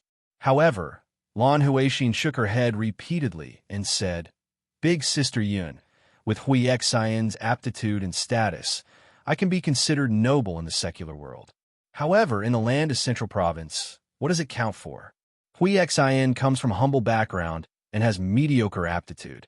It's Hui Xian's honor to be your servant. I only hope that Big Sister Yun won't chase me away." Lan Huixin knelt down and kowtowed again, begging bitterly with tears flowing down her face. She had already done this much. Yun Yao wasn't a cold-hearted person. How could she still refuse her? She sighed deeply and helplessly. She reached out to help Lan Huixin up and said, "Since you're determined not to leave, then stay. Later, I'll ask Yun Luo to arrange a position for you. You'll stay in Yun Yao's palace as an attendant. However, this is the emperor's mansion. You don't have to follow me at all times. Stay in Yun Yao's palace and don't wander around casually." Yun Yao warned her in a solemn tone. Only then did Lan Huixin stop crying and smile. She quickly wiped the tears off her pretty face and nodded repeatedly in agreement. "Big Sister Yun, please don't worry. Hui Xian knows the rules. I won't cause you any trouble." Yun Yao nodded and said, "Okay, I still have something to do and have to go out. Go find Yun Luo. I'll ask her to make the arrangements." After sending Lan Huixin away, Yun Yao left the cave and rode the spirit crane to the mountains in the southwest. An hour later, the spirit crane landed outside the gate of Qianxing Palace. Yun Yao put away the spirit crane and walked toward the gate. When the guard saw her, he quickly bowed and opened the gate in the defensive array, leading her into the palace. A moment later, she entered Ji Tianxing's study and sat down to wait while the guard went to report the news. Yun Yao waited quietly for a moment. Ji Tianxing rushed over after hearing the news and walked into the study. Yao, I just came back. How did you get the news so quickly?" Yun Yao looked at him with a gentle gaze and nodded slightly. "I came to find you a few days ago. At that time, you hadn't come back yet, so I sent people to keep an eye on you. When you returned to the Monarch Palace, there was such a big commotion and lineup. Of course, I got the news immediately." Ji Tianxing smiled and sat down beside her. "I was just about to go into seclusion to cultivate when you came to find me. Is there something important?" Yun Yao frowned and thought for a moment. She said with a complicated tone, "It's important, but it's also not very important." "Oh." Ji Tianxing raised his eyebrows and asked with interest, "What is it?" Yun Yao said with a calm expression, "Previously, the little spirit bird brought me a message from Cloud's Soul Palace. Half a month ago, my father came out of seclusion. He already knows about the two of us and everything that has happened in the past few months. My father wants to see you, so he wants to invite you to Cloud's Soul Palace for a banquet. This is my father's wish. You can think about it on your own. You don't have to go." Ji Tianxing was stunned for a moment. The corner of his mouth hooked up in a smile. He said with a playful tone, "Oh, my future father-in-law wants to see me. How can I not go?" Yun Yao looked at him and hesitated for a moment before asking, "Tianxing, are you serious?" "Of course." Ji Tianxing nodded without hesitation. he said seriously, just like how I'm serious about you. Yin Yao's expression didn't change, but a trace of shyness flashed through her eyes. She turned her head slightly, not daring to look directly into Ji Tianqing's deep eyes. She nodded and said, "If that's the case, then after you've made your preparations, we'll leave." Ji Tianqing nodded and said, "All right. Wait a moment. I'll go make some preparations." He then left the study to make the necessary preparations. An hour later, he changed into a more formal set of robes and prepared a gift. The two of them left the imperial residence together. They rode on Qianyu and rushed to Cloud's Soul Palace as fast as lightning. Zhongzhou City was located in the center of the Zhongzhou continent. Cloud Soul Palace was located in the south of the Zhongzhou continent. The distance between the two places was very far. Even if Ji Tianqing and Yin Yao rushed at full speed, they would still need to fly for 3 days. During the journey, Yin Yao was a little nervous. She explained her father's situation and personality to Ji Tianqing in advance. Chapter 6:24. After listening to Yin Yao's introduction, Ji Tianqing finally understood her father's situation. Yin Yao's father, Yin Zhongqi, was the current head of Cloud Soul Palace. He was a famous soul refinement realm elite. He was dignified, resolute, and had great foresight. He was extremely shrewd and cunning. Yin Zhongqi usually kept a low profile and would not easily reveal his true strength and methods. However, the fact that the Yin family could survive for so many years under the combined suppression of the two great families without suffering any substantial damage showed Yin Zhongqi's methods and strategies. Yin Yao was worried that her parents would still look down on Ji Tianqing. Even though Ji Tianqing was known as the #1 genius of the human race and had become the Tianquan region lord. However, compared to the ancient Cloud Soul Palace, he was still insignificant. In order to take care of her feelings, Ji Tianqing had to silently endure even if he was looked down on and humiliated. This was the result that Yin Yao did not want to see the most. She would rather Ji Tianqing not attend the banquet at Cloud Soul Palace than let him be humiliated. However, Ji Tianqing remained calm and indifferent, as if he was not worried at all. Of course, this was one of the things that Yin Yao admired about Ji Tianqing the most. No matter when, he was always so calm, composed, indifferent, and unfazed by honor or disgrace. Ji Tianqing's calmness made Yin Yao's worries dissipate. Unknowingly, 3 days passed. On the evening of the 4th day, when the sun was setting in the west, the two of them finally arrived at Cloud Soul Palace. Qianyu flew high in the sky above the sea of clouds. He could only see the boundless sea of clouds, which was dimly lit by the setting sun. It was like a fairyland. In the depths of the sea of clouds ahead, a dark green mountain peak could be vaguely seen. At the peak of the mountain peak, which was hundreds of miles in radius, stood a magnificent, holy, and majestic palace. This majestic palace was the famous Cloud Soul Palace. The golden setting sun shone on the layers upon layers of lofty palaces, refracting thousands of rays of light, making them appear like the palaces of immortals. A moment later, Qianyu flew to the top of the mountain and landed on the huge square outside Cloud Spirit Palace. The golden bricks on the ground shone brightly, and several ancient and majestic statues stood on both sides of the square. At the end of the square, there was a wide jade staircase. 200 guards in silver armor stood on both sides of the staircase, giving off a solemn and dignified aura. Ji Tianqing put away Qianyu and stood side by side with Yin Yao on the square. He raised his head and looked at the gate of Cloud Soul Palace. Cloud Spirit Palace, I'm here again. Ji Tianqing's mood was somewhat complicated as he muttered in his heart. When he left Cloud Spirit Palace, he had said that he would return. Now, after a few months, he had returned to Cloud Spirit Palace. However, back then he had no status to speak of. Compared to the mighty Yin family, he was like a weed on the side of the road. Now, his name had spread throughout the Central Plains. As the #1 genius of the human race, he had become the territory lord of the Tianquan region. He had joined the ranks of the most honorable people of the human race. Comparing the two, how could one not sigh with emotion? Yin Yao turned her head and looked at him from the side. she said in a gentle voice. "Let's go in." Ji Tianxing nodded. The two of them walked side by side across the square and up the jade staircase to the gate of Cloud Spirit Palace. The guards in silver armor on both sides of the staircase immediately knelt down on one knee to pay their respects. "Greetings, young mistress." At the same time, the guard at the gate of the palace quickly entered Cloud Spirit Palace to report the news. Ji Tianxing and Yun Yao walked through the staircase and the gate. They entered Cloud Spirit Palace, passed through many corridors and courtyards, and walked towards Cloud Spirit Palace. Along the way, all the servants, guards, and maidservants would immediately bow and greet them respectfully when they saw them. When the two of them were far away, the servants, guards, and maidservants began to discuss in low voices. "Young mistress is back. Could the young master beside young mistress be the future son-in-law of the Yun family? I heard that the young master's name is Ji Tianxing. He is the #1 genius of the human race. He became the territory lord of the Tianshan region not long ago." "Wow, he is the Prince Tianxing who defeated the emperor and became the territory lord at the age of 18? "Yes, it's him. In the past few months, Prince Tianxing's name has spread throughout the Central Plains. It can be said that he is a household name."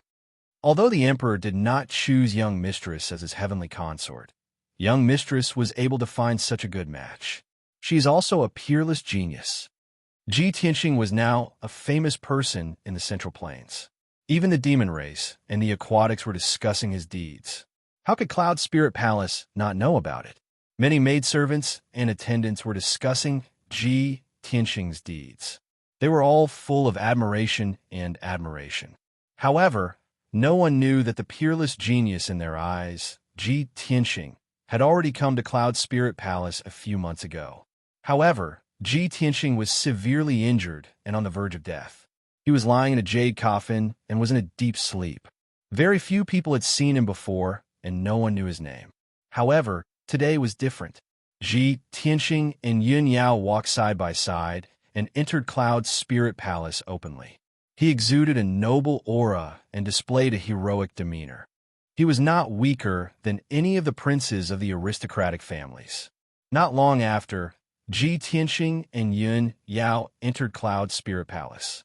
They sat in the palace and waited. The two of them had just finished half a cup of tea when Master Yin Zhongqi and Mistress Bailey Ningsu, who had heard the news, rushed to Cloud Spirit Palace with their guards and maidservants.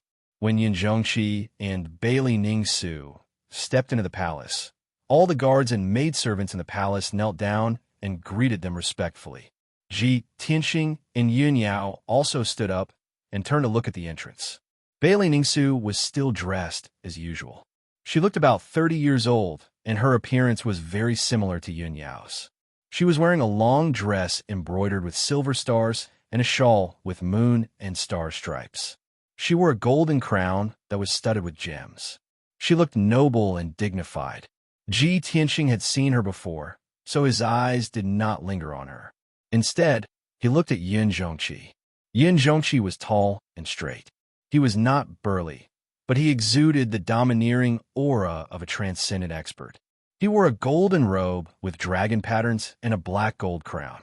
He had a jade belt around his waist and a pair of cloud-ascending boots on his feet. His resolute and thin face was angular. His eyes were like the abyss of the sea, containing the unfathomable aura of a transcendent expert. He looked to be about 40 years old. He had a tuft of beard on his chin.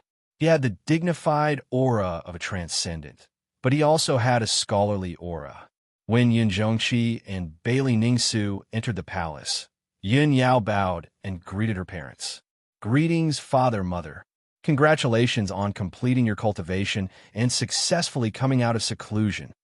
Ji Tianxing also bowed and said in a neither servile nor overbearing manner, "Junior, Ji Tianxing greets uncle and auntie." Yin Zhongqi stopped and looked at Ji Tianxing with a calm and gentle gaze. Even Bailey Ningsu looked at Ji Tianxing with a much calmer gaze. She no longer had any obvious prejudice against him. Chapter 625.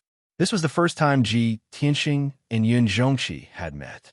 Yin Zhongqi sized him up a few times then nodded slightly in greeting and welcomed him.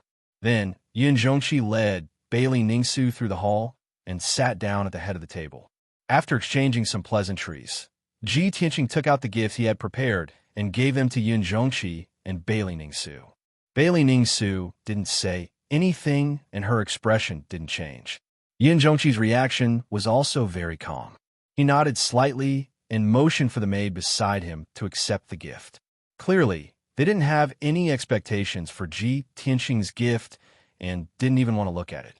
In their opinion, with Ji Tianqing's status, what kind of treasures could he bring out that would be worthy of their appreciation? Their attitudes were calm and reserved, cold, but not lacking in etiquette. They were like the leaders of an ancient family. Ji Tianqing had expected all of this, so he didn't feel awkward at all. After he sat down, Bailey Ningsu ordered the maid beside her to prepare for the banquet. Yin Zhongqi and Ji Tianqing began to chat. He said calmly, "Tianqing, although I've just come out of seclusion, I've heard many things about you. In recent months, your name has spread throughout Central Plains, and you've been in the limelight. Cultivators from all races are talking about you.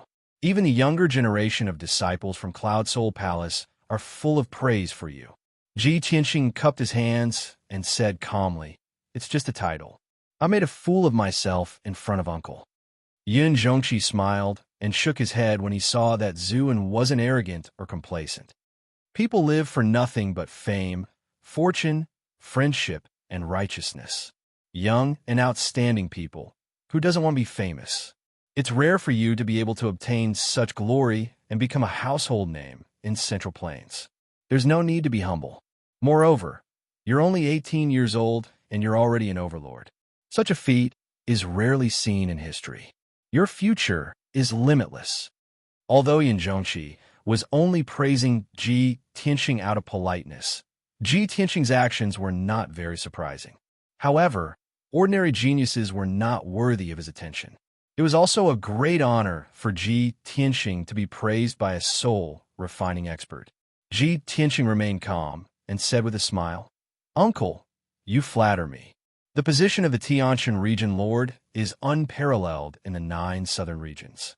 But in this prosperous central state, there are rich and powerful people everywhere. Even a master of a region is not considered a top figure." Ji Tianqing and Yin Zhongqi were exchanging pleasantries when Bailey Ningsu, who had been silent all this time, suddenly spoke up. She looked down at Ji Tianqing and said indifferently, "I heard that you killed Duanmu Yulong, the son of the first wife of the Duanmu clan, in front of everyone in the imperial court. That Duanmu Yulong is the most outstanding descendant of the Duanmu family, the next successor of the family head. You and the Duanmu clan have such a deep blood feud. The Duanmu clan will definitely not let you off. How can the current you talk about having a boundless future? I'm afraid you're in imminent danger, right?" Hearing Bailey Ningsu's words, Yin Yao's expression changed, and she revealed an anxious expression. She called out in a reproachful tone, "Mother." Bailey Ningsu's expression did not change. She just stared at Ji Tianqing, waiting to see how he would respond. Yin Zhongqi raised his brows and patted the back of Bailey Ningsu's hand. He said in a low voice, "Ningsu, Tianqing is a guest from afar."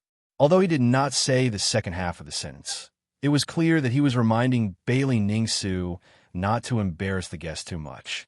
Ji Tianqing was not embarrassed or angry. Instead, he revealed a confident smile and said calmly, "In everyone's eyes, the Duanmu clan is a colossus that has been passed down for thousands of years, while I'm just a commoner who has just risen to prominence. Everyone probably thinks that I won't be able to withstand the Duanmu clan's revenge and will definitely be crushed to pieces. However, I don't think that's the case. When I killed Duanmu Yulong, I already knew that the Duanmu clan would seek revenge. If I didn't have the corresponding preparations and confidence, how could I have killed Duanmu Yulong in front of everyone?" Yin Zhongqi stared at Ji Tianqing. When he saw that he did not shrink back and was confident and indifferent, he couldn't help but reveal a look of interest. Bailey Ningsu immediately frowned and asked Ji Tianqing, "You want to contend with the Duanmu clan with your strength? You're overestimating your own strength. It's not that I'm looking down on you, but I really can't see that you have any ability to resist the Duanmu clan. Yin Zhongqi immediately waved his hand and interrupted Bailey Ningsu. Today is the first time this king has met Tianxing. I only invited him to a banquet. Let's not talk about this topic anymore. Bailey Ningsu immediately bowed and said no more.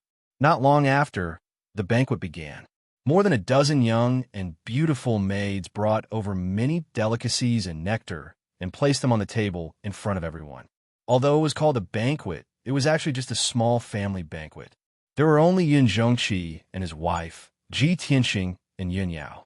During the banquet, Yin Zhongqi occasionally chatted with Ji Tianxing and asked him about his past with Yin Yao. Bailey Ningsu did not interrupt. She only glanced at Ji Tianxing from time to time, observing his expression and reaction. She probably thought that Ji Tianxing was pretending to be calm and confident, forcing himself not to have stage fright. After an hour, the banquet ended. Yin Zhongqi stood up and looked at Ji Tianxing. He said kindly, "Tianxing, are you interested in admiring the night view of Yunling Palace and taking a walk with me?" Ji Tianxing naturally understood his intention. He smiled and cupped his hands. "Since uncle has invited me, I'm very honored. How could I refuse?" Yin Zhongqi smiled and nodded. He led him out of the main hall and into the palace at the back. Bailey Ningsu said a few words to Yin Yao and sent her away. Then, she also stood up and left the main hall. Yin Zhongqi led Ji Tianxing through many corridors and courtyards. They climbed up 1,000 feet tall silver pagoda. At this time, night had already fallen. The night sky was filled with stars, and there was even a bright moon in the sky. The silver pagoda was bathed in the light of the moon and stars. It shone with silver light, looking very dazzling. Ji Tianxing and Yin Zhongqi climbed up to the top of the pagoda. They stood in a corridor facing the sea of clouds, admiring the sea of clouds and the night view. The top of the pagoda was silent. There was no one else besides the two of them. Ji Tianxing turned to look at Yin Zhongqi beside him. He said in a playful tone, "Uncle wants to talk to me alone. Do you have something to teach me?" Yin Zhongqi looked at him with a burning gaze. He said in a low voice, "I don't have to teach you anything. I'm just curious. What kind of plan do you have to fight against the Duanmu family?" Ji Tianxing nodded. He said with a serious expression, "The Duanmu family has been passed down for thousands of years. They have deep roots in Zhongzhou and are very powerful. Even the imperial court has to be wary of them. I can't fight against the Duanmu family alone. There's no doubt about that." Chapter 6:26.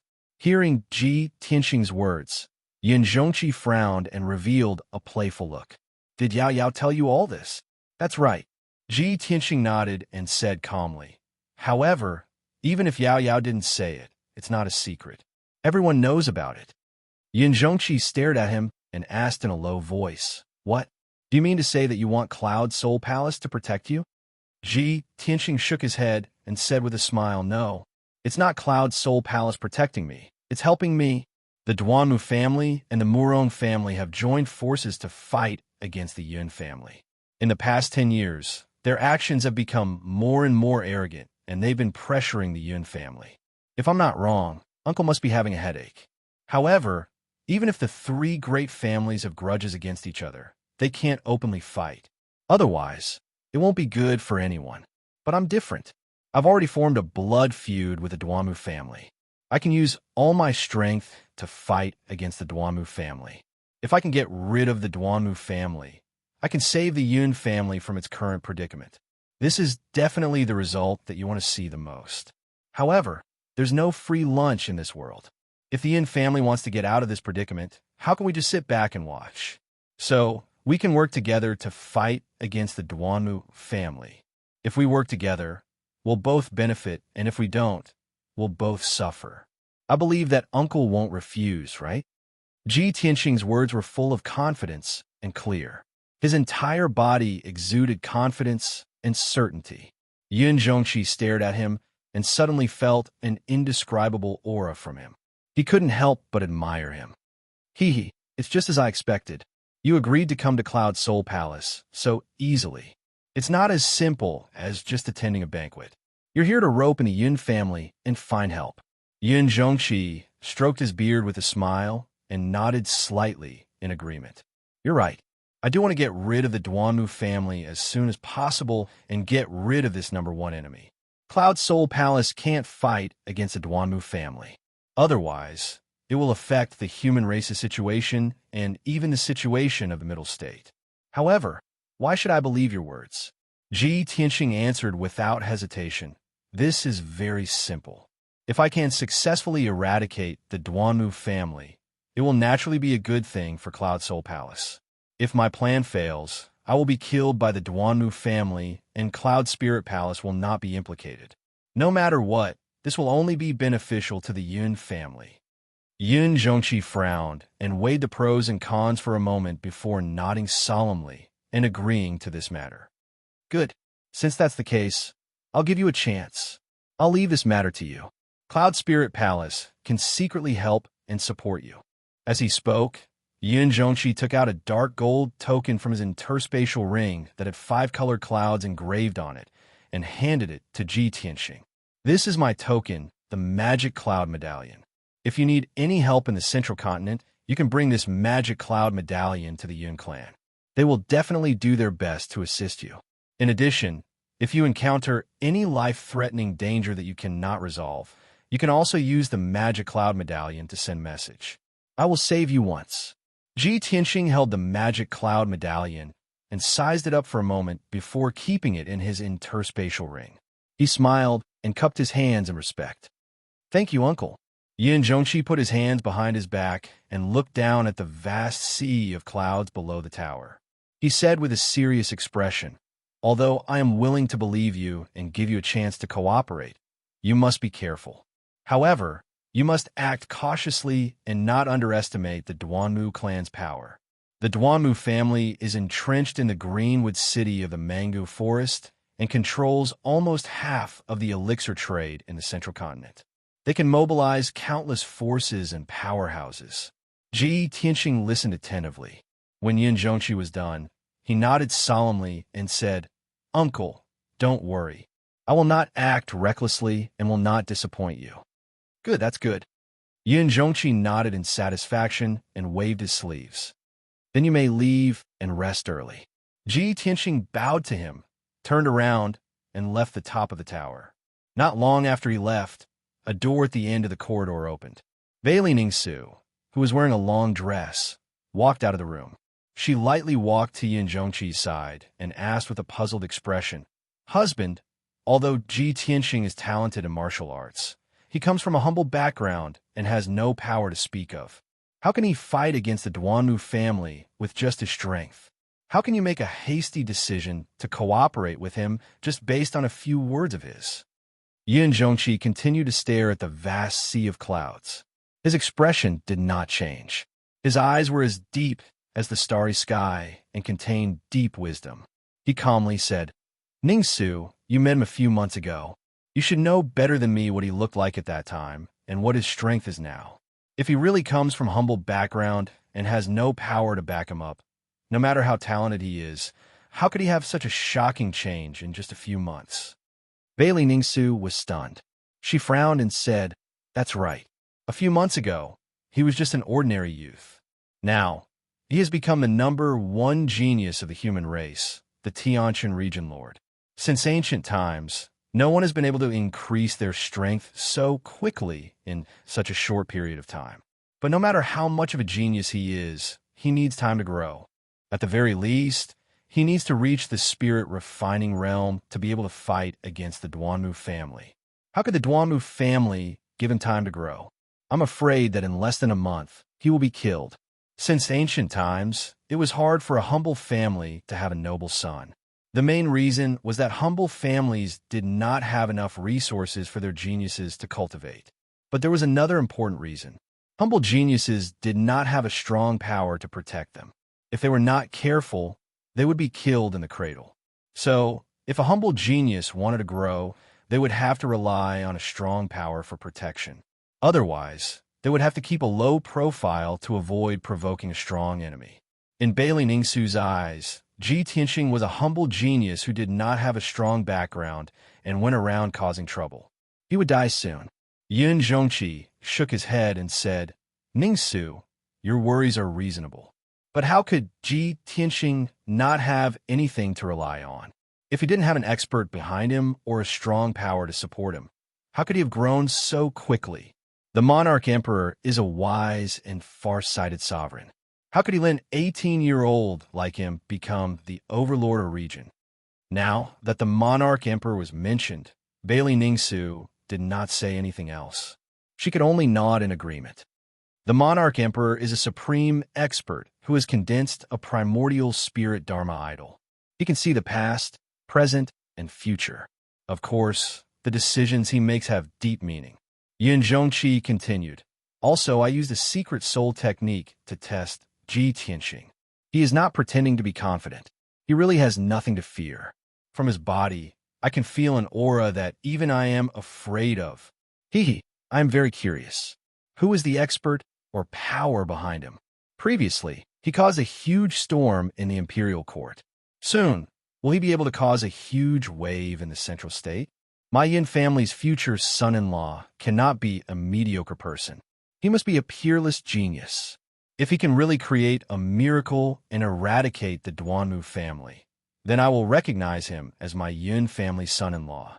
I will welcome him into the Cloud Soul Palace with a 10-mile-long corridor and 10,000 people. Chapter 6:27. Ji Tianxing and Yun Yao stayed at Cloud Soul Palace for the night. The next morning, the two of them bid farewell and returned to the Monarch Palace. Yun Zhongqi had already discussed the cooperation with Ji Tianxing, so he naturally wouldn't ask him to stay. When the sun rose, Ji Tianxing and Yun Yao were riding on Qianyu, flying through the sky as fast as lightning. The two of them sat side by side on Qianyu's back, intimately leaning against each other as they looked at the sky calmly. Yun Yao was silent for a while before saying, Tianxing at the banquet last night, don't take what my mother said to heart. Ji Tianxing put his arm around Yun Yao and pulled her into his embrace. He smiled and said, It's fine, and he was only speaking the truth. Why would I be angry at her? It's not just her. I'm afraid that other than you and Uncle, no one else believes that I can go against the Duanmu family. Yin Yao frowned when Yun Zhongqi was mentioned. She asked curiously, My father brought you to Star Cloud Pagoda last night. Did he talk to you about something? Ji Tianxing nodded and said with a smile, Uncle is indeed a spirit refinement realm expert and the leader of Cloud Soul Palace. He is indeed, as you said. He has great foresight and is able to see things that normal people can't. I've already discussed it with Uncle. Cloud Soul Palace is willing to cooperate with me to deal with the Duanmu family. Hearing this, Yun Yao's beautiful face revealed a look of surprise. What? My father actually agreed to cooperate with you? Yun Yao's voice was filled with disbelief, surprise, and relief. She was already satisfied that her parents would look at Ji Tianxing seriously and not embarrass Ji Tianxing when she brought Ji Tianxing back to Cloud Soul Palace. If her father was benevolent and was willing to help Ji Tianxing for her sake, it would be a great surprise for her. But she didn't expect that Ji Tianxing would be able to get her father's approval and even reach an official cooperation. Helping and cooperating were two completely different concepts. One-sided help was almost equivalent to pity and charity. On the other hand, cooperation meant that both parties were on equal footing and working together was mutually beneficial. Yin Yao looked at Ji Tianxing with burning eyes and couldn't help but exclaim, Tianxing, what did you say to my father? He's very shrewd and scheming. He definitely won't agree to work with you just because of me. Of course. Ji Tianxing nodded and said with a smile, Uncle is the patriarch of the Yun family after all, so he has to weigh the pros and cons before making any decision. The Yun family can't directly deal with the Duanmu family, but I have nothing to worry about. The Yun family only needs to support and help me in secret, and they will be able to enjoy the fruits of my labor without being implicated. How could Uncle refuse something that only benefits and no harm? After listening to his explanation, Yin Yao nodded her head. I see. Since my father is willing to cooperate with you, then I'm relieved. Ji Tianxing looked at her with deep affection and said in a deep voice, "Yao Yao, not long after I entered the monarch mansion, you told me that the Duamu family and the Murong family had joined hands to deal with the Yun family and were in a difficult situation. Actually, at that time, I had already made up my mind to help the Yun family eradicate a strong enemy and rescue them from their predicament. So, I had already planned to kill Duanmu Yulong in front of everyone in the arena. The Duanmu family's revenge was also within my expectations." Hearing his words, Yun Yao was stunned. Her heart was full of emotions as she looked at Ji Tianxing with a complicated expression and said, "Tianxing, I'm already very grateful that you didn't blame my mother for treating you that way. I didn't expect that you would rather risk your life to help the Yun family. Why did you do this?" Ji Tianxing held her hands and said with a serious expression, "Everything Auntie did was for your own good. I can understand her feelings and thoughts, so of course I won't blame her. After all, they are your parents, the closest people to you in this world. No matter how they treat me, I won't let you be stuck in the middle. For you, I will become stronger and let them recognize and accept me. Only in this way can we get their blessings when we entrust our lives to each other." Although these words were not a confession, they were more touching than words of love. They were more sincere and sincere. Yin Yao's heart was full of emotions and happiness. She couldn't help but snuggle up to Ji Tianxing's shoulder and tightly hug his neck. The two of them intimately leaned against each other, and the atmosphere was warm and beautiful. Qin Yu tried her best to maintain a calm flight so as not to disturb the two of them. At the same time, in the monarch mansion, Long Yunxiao, who was dressed in a golden robe, flapped his golden wings and flew over the mountain range like a meteor. Not long after, he arrived in the sky above Yin Yao mountain range and landed outside the gate of Yin Yao Palace. The guard at the gate immediately recognized him and hurriedly greeted him with a respectful salute. "Greetings to your majesty. May I ask if your majesty is here to look for our eldest miss?" Long Yunxiao nodded and said with a dignified voice, "That's right. This monarch has something to discuss with her." The guard hesitated for a moment before cupping his hands and reporting, "Your majesty, this is really unfortunate. Eldest miss is not in the palace." "Not in the palace? Why did she leave right after returning to the monarch mansion?" Long Yunxiao frowned. The guard respectfully bowed, not daring to nor knowing how to respond. At this moment, a graceful and beautiful figure suddenly appeared in the courtyard behind the gate. It was a pure beauty wearing a colorful dress. Although she was dressed like a female official, it couldn't hide her beautiful appearance and temperament. Without a doubt, this woman was Lan Huixin. When she saw Long Yunxiao at the gate, she immediately froze on the spot and stopped in her tracks. She stared at the handsome and noble Long Yunxiao and revealed a look of surprise. She was so excited that her hands were trembling. "Great! The emperor really came to look for Yun Yao. I didn't endure the humiliation of kneeling down and begging for mercy in front of Yun Yao in vain. I finally waited for the emperor. My chance has come." Lan Huixin secretly shouted excitedly, and her heartbeat sped up a little. She quickly took a deep breath, calmed her emotions, and walked towards the gate with light steps. Arriving at the door, she wore a perfect smile and looked at Long Yunxiao with tender eyes. She bowed and said, "Greetings, your majesty." Long Yunxiao was about to turn around and leave when he heard Lan Huixin's voice. He turned his head and looked at her. When he saw her appearance, Long Yunxiao was startled and asked with a frown, "It's you? Why are you in Yun Yao's palace?" Lan Huixin was secretly delighted and quickly replied, "It's a long story. If your majesty doesn't mind, why don't you come in and have a chat?" Long Yunxiao glanced at her and said expressionlessly, "No need. This emperor is here to look for Yun Yao. I don't have time to listen to your story." Lan Huixin was a little disappointed, but her expression didn't change. She quickly said, "Your majesty, Sister Yun is not in the palace. I don't know why she went to Tianxing Palace to look for Prince Tianxing. Sister Yun has been gone for 3 days and 3 nights and hasn't returned yet." Hearing these 2 sentences, Long Yunxiao's body stiffened, and his expression changed slightly. Chapter 628. 3 days and 3 nights. Could it be that they are already living together? Long Yunxiao muttered silently in his heart. His expression was cold, and his eyes were a little gloomy. Although he did not see the intimacy between Yun Yao and Ji Tianxing, he did not see it. In the past 2 months, he had gradually let go and was trying to forget the obsession in his heart. However, when he suddenly heard that Yun Yao and Ji Tianxing were together and hadn't returned for 3 days and 3 nights, his heart still felt very uncomfortable and his chest felt very stifled. After Lan Huixin finished speaking, she secretly observed Long Yunxiao's reaction. When she saw Long Yunxiao's slightly cold expression and gloomy eyes, she was secretly delighted, and a trace of a victorious smile flashed across her eyes. "Your Majesty, what's wrong? Are you feeling a little unwell?" Lan Huixin revealed a puzzled and concerned expression. She hurriedly took out a handkerchief with a faint body fragrance and was about to wipe Long Yunxiao's forehead. Although there were no beads of sweat on Long Yunxiao's forehead, Lan Huixin only wanted to use this opportunity to get close to Long Yunxiao. Perhaps she could take advantage of this opportunity to enter.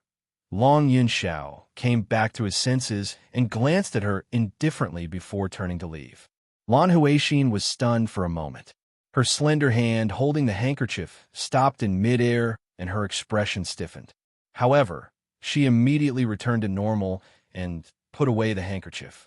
Seeing that the guard guarding the door was staring at her with a strange expression, she snorted coldly and swayed her slender waist as she turned and entered the door. As she walked on the wide and clean road, she was still secretly calculating in her heart. Looking at the Emperor's reaction, it's obvious that he still has feelings for Yun Yao. As long as he comes to look for Yun Yao often, I can see him often. Moreover, I will make him more and more disappointed in Yun Yao. Once he has completely given up on Yun Yao, I will be able to find an opportunity to take advantage of the situation. Thinking of this, Lan Huixin's beautiful face revealed a smile. Her heart was filled with anticipation and longing. 3 days passed in the blink of an eye. On the evening of the 4th day, Ji Tianxing and Yun Yao returned to Zhongzhou City and returned to the Emperor's residence. Yun Yao didn't return to her cave residence. Instead, she followed Ji Tianxing to Tianxing Palace. When the two of them returned to Tianxing Palace, Yin and Ji Ku were already waiting for them. Ji Tianxing brought everyone and Qian Yu into his study room to discuss an important matter. "I have something to announce to everyone. This time, Yao Yao and I went to Cloud Soul Palace. We have already reached an agreement with the Yun family, and we will work together to deal with the Duanmu family." Ji Ku and Yin both had shocked expressions on their faces. However, both of them knew that Ji Tianxing must have something important to announce, so they temporarily suppressed the surprise and doubt in their hearts and did not speak. Ji Tianxing said with a solemn expression, "I killed Duanmu Yulong and sowed deep hatred with the Duanmu clan. They will definitely retaliate. Previously, I had the protection of the imperial court's prestige, so the Duanmu family didn't dare to act rashly. Now that I'm in the imperial king's residence, the Duanmu family doesn't have a chance to do anything. However, the Duanmu family will definitely not continue to endure. Once they find a chance, they will definitely kill me. This time, I won't sit still and wait for the Duanmu family to come knocking on my door." Jiku was stunned for a moment. He frowned and asked, "Brother Tianxing, are you going to take the initiative to attack?" Ji Tianxing nodded and said, "That's right. If I passively defend, no matter how careful I am, it's inevitable that there will be mistakes. Against a colossus like the Duanmu family, any carelessness may cause us to be doomed eternally. Instead of that, I might as well take the initiative to attack and find an opportunity to gradually overthrow the Duanmu family." Yin Yao, Ji Ku, and Yin thought for a moment and nodded in agreement. Ji Tianxing looked at Yin Yao and said, "Yao Yao, the Yin family and the Duanmu family have been dealing with each other for thousands of years. You should know the Duanmu family situation very well. Tell us about the Duanmu family situation so that I could be prepared." Yin Yao nodded and said with a solemn expression, "The Duanmu family is entrenched in Cyanwood City in the Manga Forest. That area is rich in all kinds of rare medicinal herbs and is the largest natural medicinal garden in the continent. The Duanmu family is good at refining medicinal pills and has many outstanding alchemy grandmasters in the family. Nearly half of the medicinal pill business in the Middle Continent is controlled by the Duanmu family. Therefore, the wealth and resources accumulated by the Duanmu family in the past 1,000 years have reached an unfathomable level. My father once said that the Duanmu family's wealth and resources are enough to support 3 to 5 soul refinement realm powerhouses. However, the Duanmu family only has 2 known soul refinement realm powerhouses. Hearing up to here, Ji Tianxing raised his brows and asked, the Duanmu family actually has 2 soul refinement realm powerhouses? Yin Yao nodded and said, that's right. The current patriarch, Duanmu Huang, is a soul refinement realm powerhouse. In addition, the Duanmu family has an ancestor who hasn't shown his face for 300 years. He is also a soul refinement realm powerhouse. Above Duanmu Huang, there are several great elders. They're all peak sky origin stage powerhouses. Those great elders are very senior. They don't care about worldly affairs and focus on breaking through to the soul refinement realm. Duanmu Huang has 4 brothers who are all great elders.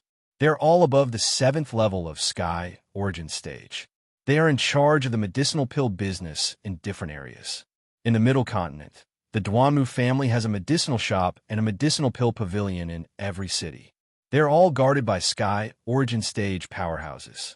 Ji Tianxing frowned and thought for a while, then said seriously, so the number of sky origin stage powerhouses that the Duanmu family can mobilize is unimaginable.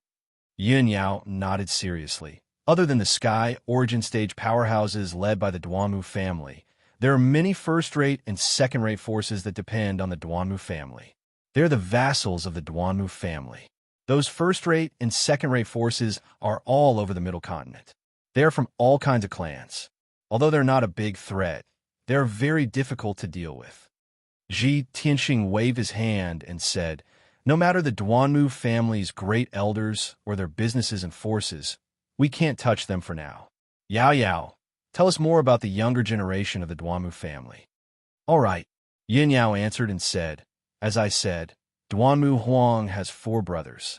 Therefore, there are 4 branches in the Duanmu family. In those 4 branches, there are over a dozen of a younger generation. However, most of them are mediocre. Among them, Duanmu Yulong is the most outstanding one. The person second only to Duanmu Yulong is his half-brother, Duanmu Feiyu. Hearing this, Ji Tianxing's eyes lit up. He nodded and said, all right, tell us more about this Duanmu Feiyu. Yin Yao thought for a while and said, Duanmu Feiyu is the son of Duanmu Huang's second wife. He is over 20 years old and has reached the 2nd level of sky origin stage. It seems that he wants to join the royal family. However, Duanmu Feiyu is frivolous. He is not sophisticated. He is not as mature as Duanmu Yulong. Chapter 629. After listening to Yin Yao's introduction, Ji Tianxing pondered for a moment and immediately made a decision. With our current strength, it's basically impossible for us to face the Duanmu family head-on. Those elders of the Duanmu family are also old foxes and shouldn't be provoked. In comparison, only the younger generation is easier to deal with. Hearing these words, Yin Yao looked at Ji Tianxing and asked, Tianxing, you mean? To make a move on Duanmu Feiyu? Ji Tianxing nodded and said with a straight face, if we want to deal with the Duanmu family, we have to think of a way to cause internal chaos. With such a large family, I don't believe that their internal structure is as solid as a piece of iron. Wouldn't there be any power struggles and internal strife? Especially since Duanmu Yulong was killed by me, the most outstanding successor to the family head is gone. The most promising successor to the family head position is Duanmu Feiyu, and this person is also a hedonistic son of a rich family. Won't the other young disciples have any complaints? Yao Yao, can you find out where this person lives? I want to personally observe this person. Perhaps I can find an opportunity. Yin Yao frowned and thought for a while before replying. If I remember correctly, 2 months ago, Duanmu Fiyu kidnapped a princess from a certain tribe and brought her to Central State City. That tribe's princess seems to be an absolute beauty and is being kept by Duanmu Feiyu in a courtyard in the southern part of the city. Every evening, Duanmu Feiyu would go there to seek pleasure. Hearing this, Ji Tianxing raised his eyebrows and the corners of his mouth hooked into a playful sneer. Hiding a mistress in a golden house? Since it's like this, then we should personally take a look. A hedonistic son of a rich family like Duanmu Feiyu is definitely easier to deal with. Let's make a move on him first. Ji Tianxing hadn't personally seen Duanmu Feiyu yet, and didn't have a concrete plan for the time being. However, everyone felt that his idea was feasible. Starting with Duanmu Feiyu was not a bad idea. After confirming the initial target, Ji Tianxing and Yun Yao discussed and added a few more pieces of information. They decided to start the operation tomorrow afternoon. The night passed quickly. At noon the next day, Ji Tianxing and Yun Yao left the Monarch Mansion after they were ready. The two of them entered Central Continent City, heading towards Clearwater Street in the city's south. The house that Duanmu Feiyu used to hide his mistress was located at the end of Shuiqing Street. It was a quiet and secluded residence in the midst of chaos. It was called the Excellence Courtyard. It occupied a large area and was extremely imposing and luxurious. 2 hours later, Ji Tianxing and Yun Yao arrived at the superior courtyard and hid in a forest outside the courtyard. Ji Tianxing released his invisible divine sense and enveloped a radius of 400 meters to investigate the situation of the superior courtyard. The entire residence had a radius of 1,000 meters. There weren't any other courtyards or residences in the surroundings. There was only a forest and a small lake. The superior courtyard was protected by a heaven origin grand formation. On the surface, it looked like no one was moving around, and the courtyard was silent as well. However, the heaven origin grand formation was extremely profound and complicated. Ordinary formation grandmasters were unable to break it. Even with Ji Tianxing's attainments in the formation Dao, he still spent more than an hour to break open a gap in the grand formation. He and Yun Yao passed through the gap in the grand formation and silently snuck into the residence. The two of them hid in an empty utility room and secretly used their divine sense to investigate the situation in the courtyard. There were a few Origin Core stage guards at the entrance. There were a few hidden sentries hidden in the courtyard, and all of them had a strength at the 8th or 9th level of the Origin Core stage. However, these guards and hidden sentries were unable to pose a threat to the two of them. The superior courtyard was only a place that Duanmu Feiyu used to hide his mistress. It was impossible for it to have a tight defense, let alone a large number of Heaven Origin Stage experts guarding it. There were only 2 Heaven Origin Stage experts in the entire residence. One of them had a strength at the 4th level of the Heaven Origin Stage. He was a tall and sturdy middle-aged man with a fierce aura. This person was currently leisurely drinking tea and resting in the lobby of the second courtyard, enjoying the service of 2 servant girls. Ji Tianxing was able to discern that this person was most likely Duanmu Feiyu's follower and guard. The other young man, who was at the 2nd level of the Heaven Origin Stage, was currently entangled with a beauty in one of the bedrooms of the 3rd courtyard. The young man was around 20 years old. His figure was tall and thin, and his cheeks were white and tender. His lips were red and his teeth were white. It was obvious that he was a young master from a wealthy family. He was precisely Duanmu Yulong's younger brother, the famous 2nd young master of the Duanmu clan in Central State City, Duanmu Feiyu. At this moment, in the spacious and luxurious bedroom, Duanmu Feiyu was hugging a beauty around 18 or 19 years old and rolling around on the large sandalwood bed. Their clothes had been taken off and thrown on the floor. A brocade quilt was wrapped around the two of them. It also covered the soft moans that were making people restless. Ji Tianxing sensed this with his spiritual mind. He couldn't help but frown. His eyes turned a bit weird. Yin Yao saw the weird look on his face, so she asked him with her spiritual mind, "Tianxing, how is it going?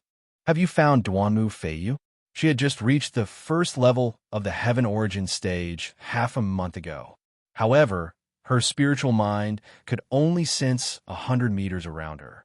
She couldn't see what was going on in the third courtyard. Ji Tianxing stayed silent for a while. Then he said calmly, "Yes, I've found him. I am observing him now." 15 minutes passed without them noticing. At this moment, Duanmu Feiyu finally stopped. He casually put on his robe and leaned against the headboard to rest. The beauty with a delicate body and a pure face hid under the quilt and put on her clothes. Then she stretched out her trembling legs and got off the bed. She combed her messy hair and wiped away the sweat on her forehead. Then she brought over a pot of spirit wine and a plate of spirit fruits to serve Duanmu Feiyu. Duanmu Feiyu held the wine pot and drank with satisfaction. He enjoyed the beauty massaging his legs and shoulders. His face was full of pride. "Su-er, my little beauty, how was my spear technique today? Was it that every spear pierced your heart and made you so intoxicated that you couldn't stop yourself?" The girl named Su-er suppressed her shyness. She peeled a grape and fed it to him. Then she nodded her head in response. "Yes, young master is becoming more and more powerful. You come to me every day and you are still so brave. I really can't stand it." Su-er's voice was soft and timid. As she said those words to please Duanmu Feiyu, her pretty face was as red as an apple. Duanmu Feiyu instantly laughed proudly. He reached out and pinched Su-er's pretty face. He said with a smile, "Humph, I've been in a good mood recently. Of course I'm full of energy. Speaking of which, I really have to thank that little bastard, Ji Tianxing. If he hadn't killed my eldest brother, how could my extremely talented eldest brother have died in the Yellow Springs? He, the Duanmu clan's patriarch position, originally belonged to my big brother, who asked him to be so dazzling. But now that he's dead, my Duanmu Feiyu's chance has come. Without my big brother's halo, I'll be the Duanmu clan's most outstanding young genius. My little Su-er, it won't be long before I become the Duanmu clan's patriarch. At that time, I'll marry you and you'll be the noble Duanmu clan's matriarch. How about it? Little beauty, are you happy?" Chapter 630. Duanmu Feiyu had a complacent attitude, as if the large stone that had been pressing down on his heart for many years had finally been removed. In the past many years, he and the other young disciples of the Duanmu family had lived under Duanmu Yulong's shadow. Outsiders and the elders of the Duanmu family could only see Duanmu Yulong's excellence and excellence. No matter how hard he worked, no matter how outstanding his performance was, he would always be inferior to Duanmu Yulong. His hard work and achievements were insignificant compared to Duanmu Yulong's. After a long time, Duanmu Feiyu was like the other young disciples, gradually accepting his fate and becoming depressed. Since the next family head was destined to be Duanmu Yulong, why should he work hard? Thus, he became a debauchee, spending his days in wine and women, enjoying himself to his heart's content. And now, Duanmu Yulong was dead. To him, this was simply a surprise that came out of nowhere. Originally, he only planned to be a debauchee young master, enjoying himself to his heart's content. He had no intention of competing for the family head position. But now, he had become a strong candidate for the next family head position. As long as nothing unexpected happened, he would definitely become the next Duanmu family head. How could he not be excited and indescribably surprised? Su-er lowered her head and massaged his legs. Her voice was filled with joy, as if she was overwhelmed by this favor. "Congratulations, young master. This servant is naturally happy that young master favors this servant so much." Although her tone was a bit excited and her charming face was filled with pleasant surprise, but in the depths of her eyes, there was a trace of deep disgust and hatred. Duanmu Feiyu did not notice this. He was still leaning against the bed, enjoying the wine and the beauty's service. His eyes narrowed in satisfaction. "Humph! So what if Big Brother is outstanding? Didn't he still end up dying at an untimely age? Now that things have come to this, it's actually me who's benefiting. Big Madam is crying and crying at home all day, saying that she wants to take revenge for her son. She's causing so much trouble in the manor. It's really annoying. Central State City is still the best. There's wine and beauties." Duanmu Feiyu's mood was extremely good. He could not help but say many things to Su-er. From his words, he revealed the attitude of someone who was about to become the Duanmu family's patriarch and was about to become a noble and important figure. From time to time, Su would respond and flatter Duanmu Feiyu in a soft voice, making him even more pleased with himself and beaming with joy. Unknowingly, 2 hours passed. Duanmu Feiyu calculated that it was already Yushur hour, so he asked her to help him put on his robe. After Su helped him tidy up his clothes, he hugged Su and kissed her. Only then did he reluctantly leave. Little Su, it's already 5 in the evening. This young master has to return to Zhonling Pavilion. If he returned late, he would delay his business. Little beauty, have a good rest. Tomorrow, this young master will come and pamper you. Ha ha ha. Su sent Duanmu Feiyu out of the room. She watched his back disappear into the distance and finally let out a sigh of relief. Her flower-like smile quickly disappeared, and her bashful and delicate demeanor was also restrained. She sat in front of her dressing table with a worried expression, silently lost in thought. A trace of sadness and hatred was contained between her brows. Duanmu Feiyu, you despicable and vulgar beast. I really hope you'll be like your big brother and die soon. Otherwise, when will I ever be able to escape from this demon's den? Su cursed in a low voice, full of hatred. Her fair and pretty face was somewhat distorted, and her eyes were surging with traces of cold light. It was clear that Su had been raised here by Duanmu Feiyu and had to serve him with her beauty every day. There were many twists and turns in her life, as well as many grudges. She used her hands to support her cheeks and sank into deep thought and memories. When she thought of the sad past, tears silently flowed out of her eyes. After an unknown amount of time, Su came back to her senses and suddenly saw a figure appear in the bronze mirror in front of her. It was a handsome young man wearing a white robe. His figure was tall and straight, and his temperament was noble. Su immediately jumped in fright and subconsciously turned her head to look behind her. She saw that 2 people had unknowingly barged into the room. One of them was the white-robed young man, and beside him was a beautiful woman wearing a white dress. The 2 of them seemed to have appeared out of thin air, and there was no sound at all. Although Su was filled with shock, she was still able to maintain her calm and did not let out a panic scream. She hurriedly raised her sleeve to wipe away the tears on her face and asked with a vigilant expression, "Who are you? I don't know you. So why have you barged into my room?" The white-robed young man looked at her calmly and said in a gentle tone, "Miss Su there is no need to be afraid. We have no ill intentions." Su frowned and stared at the white-robed young man. She asked, "You actually know my name? Who are you?" The white-robed young man revealed a trace of a smile and said in a playful tone, "This is Ji Tianxing. I'm sure you've heard of my name before." Su's body suddenly trembled, and her eyes widened slightly as she stared at Ji Tianxing. Of course, she had heard of Ji Tianxing's name before.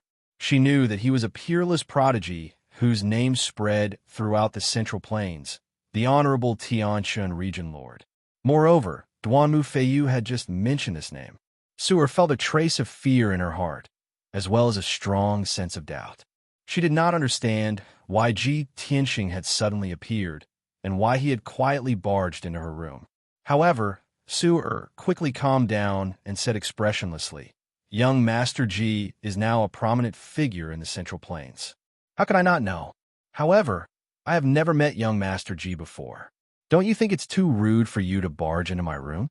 Ji Tianxing raised his eyebrows and said with a playful smile, "Miss Su, let's not beat around the bush. Duanmu Feiyu has already left, so you don't have to put on an act anymore. Moreover, you also know that I was the one who killed Duanmu Feiyu's eldest brother, Duanmu Yulong." Su frowned, and a strange look flashed through her eyes. She was clearly a bit nervous.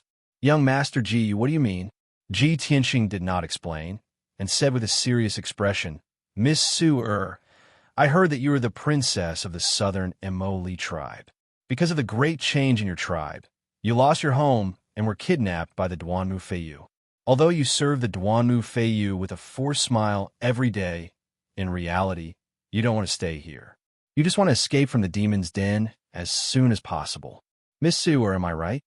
Hearing his words, Su-er's eyes were a bit evasive. She became more and more flustered and did not know what to do. Young Master Ji, what do you want to do? Ji Tianxing revealed a playful smile. Of course I want to save you. I want to help you escape from the claws of the Duanmu Feiyu. Su-er was stunned. She looked at Ji Tianxing in disbelief and then looked at Yun Yao beside him. After a moment of silence, she asked, Why? Why do you want to help me? Ji Tianxing revealed a confident expression and said in a low and powerful voice, There is an ancient saying that the enemy of my enemy is my friend. I have a grudge against the Duanmu Feiyu. Miss Su-er, you're also trapped in the demon's den, being played and destroyed by the Duanmu Feiyu. Chapter 631. With Ji Tianxing's current strength, killing the Duanmu Feiyu wouldn't be difficult. However, his goal was to stir up chaos in the Duanmu clan. It wasn't as simple as killing the Duanmu Feiyu. That was why he was patiently persuading Su-er. Su wasn't an ordinary girl. She was the princess of a certain southern tribe. She was well-educated, reasonable, and quick-witted. She immediately understood the purpose of Ji Tianxing's visit and guessed his true intentions. If Su-er's guess is correct, young Master Ji wants to use me to deal with the Duanmu Feiyu and then deal with the Duanmu clan, right? Su-er calmed down and asked in a calm voice, But I am now deeply loved by the Duanmu Feiyu. I will soon become his wife, and even the Duanmu clan's matriarch in the future. Young Master Ji, why would I give up such riches and glory and join forces with you to deal with the Duanmu Feiyu? Before Ji Tianxing could speak, Yun Yao revealed a wisp of a cold smile and said, Miss Su-er, you're still probing our attitude even now? The Duanmu Feiyu is a hedonistic young master who commits all sorts of crimes. Countless women have been played and ravaged by him. You're only one of them. In 3 months at most, he will abandon or kill you when he is tired of playing with you. As for marrying you and making you the Duanmu clan's matriarch, those are just flowery words used to make you happy. Even a 3-year-old child wouldn't believe them. Su-er's expression changed again when she heard these words. She was finally certain that the other party had come prepared. He knew the Duanmu Feiyu very well. After a moment of silence, she stared at Ji Tianxing and asked again, But how can I believe that young Master Ji has the strength to oppose the Duanmu clan? If the plan fails, we will all die without a grave. Ji Tianxing smiled confidently and said in a cold voice, You don't need to believe me, because you have no choice. There are only 2 paths in front of you. Either you do as I say, and I'll help you escape from Central State and kill Duanmu Feiyu. Otherwise, you will stay here forever, trapped in the claws of the Duanmu Feiyu, until he abandons you or plays you to death. Ji Tianxing looked down at Su-er from above. His tone was firm and confident. His words were very straightforward, but Su-er was unable to defend herself. Indeed, she was like a bird in a cage now, and she didn't have the slightest chance to resist or escape. If she hadn't met Ji Tianxing, her ending would have been miserable. Su-er pursed her lips and pondered for a long time before she nodded and said, Since young Master Ji is willing to lend a helping hand, this little girl is endlessly grateful. I can promise you, but I need to know what young Master Ji wants me to do first. Ji Tianxing's expression was calm as he said, It's very simple. After I let you out, you have to spread the news throughout Central Continent City. What Duanmu Feiyu said to you just now, you have to spread it word for word. You have to make sure that everyone believes it. Su-er was stunned for a moment. She asked in disbelief, That's all? She originally thought that what Ji Tianxing wanted her to do would be extremely difficult and dangerous. However, she didn't expect that it would be as simple as spreading the news. Ji Tianxing nodded and said, That's right, it's just that simple. Of course, if Duanmu Feiyu told you any other secrets, or if he said anything outrageous, you can also add oil to the fire and spread it. Su-er let out a sigh of relief, as if a heavy burden had been lifted from her shoulders. She hurriedly nodded and said, No problem, I'll definitely do as you say. However, there is a mysterious great formation set up in the superior courtyard. There are also many guards and hidden sentries so the defense is very tight. Duanmu Feiyu even put on the Golden Moon magical bracelet for me. There is a powerful formation on it, so I can't leave the superior courtyard. Even if I manage to escape, he will be able to quickly find me with the help of the Golden Moon magical bracelet. After she finished speaking, she slightly lifted the hem of her long skirt and stretched out her right leg. A dark golden bracelet could be seen on her fair and delicate ankle. It emitted a faint golden light and the aura of a formation. Ji Tianxing stared at the Golden Moon magical bracelet and sized it up. Then, he confidently said, "The great formation and hidden sentries of the superior courtyard are nothing to me. Otherwise, how would I have been able to sneak into your room? As for the Golden Moon magical bracelet on your ankle, it is only a heaven origin grade treasure. I can help you break it right now." Hearing these words, Su Er's eyes were filled with joy. She was also somewhat excited. Since young Master Ji's strength and methods are so brilliant, then Su can be at ease. Soon after, Ji Tianxing spent an hour to break the formation on the Golden Moon magical bracelet and personally took it off. Without the Golden Moon magical bracelet's restraint, Su finally regained her freedom. Her mood became even more excited. The sky was already dark and the curtain of night was about to descend. Ji Tianxing and Yun Yao brought Su out of the room and stealthily made their way outside. Ji Tianxing used his spiritual sense to explore the surroundings. He knew the situation within a radius of 400 meters like the back of his hand. He was able to discover those patrolling guards and hidden sentries in advance. The three of them cleverly avoided those guards and hidden sentries and silently arrived at the corner of the courtyard wall. After Ji Tianxing used his great formation arts to break the great defensive formation, he smoothly brought Yun Yao and Su out of the superior courtyard. When it was time to light the lanterns, the three of them left Shui Qing Street and entered the cloud mist inn in the city. After the three of them entered the room, Su hurriedly knelt in front of Ji Tianxing and bowed to him in thanks. "Many thanks to young Master Ji for saving my life. Su will never forget such a great kindness." Ji Tianxing raised his hand and used an invisible force to help her up. He said with a calm expression, "Miss Su, if you want to thank me, then do what I told you to do. I know you hate Duanmu Feiyu, but you don't have the strength to kill him for revenge. As long as you can do what I told you to do, he will be consigned to eternal damnation and will die without a doubt." Su Er's eyes surged with hatred and murderous intent. She nodded and said, "Young Master Ji, don't worry. I will do as you say. When I was imprisoned in the superior courtyard, I was filled with despair and humiliation. I thought of suicide many times. However, the reason why I endured the humiliation and lived until today was because I wanted to wait for a chance. I wanted to see that beast Duanmu Feiyu die with my own eyes." Ji Tianxing stared at her. Seeing that her expression and tone were sincere, he nodded and said, "That's right. Evil people must pay the price for their evil deeds. You don't need me to teach you what to do next, do you?" Su shook her head and said with a calm voice, "There's no need for young Master Ji to worry about this. Su already has a plan and a method. It's getting late. I'll go take care of this matter now. Otherwise, by tomorrow evening, Duanmu Feiyu will discover that I've escaped." Ji Tianxing nodded slightly and said, "All right, then you can go." Su bowed and said respectfully, "Once again, many thanks for young Master Ji's kindness in saving my life. This little girl will take her leave now." After saying this, Su turned and walked out of the room. She quietly left the cloud mist inn. The room quieted down. Yin Yao turned her head to look at Ji Tianxing and asked, "Tianxing, you trust her so much that you let her go just like that?" Chapter 632. Ji Tianxing believed that Su wouldn't go back on her word and would definitely do as he instructed. However, he wouldn't completely trust Su and had already made preparations beforehand. When he helped Su break the Golden Moon magical bracelet, he secretly set up a formation imprint on Su's body. That imprint was invisible and only he could sense it. He could use that imprint to detect Su's location.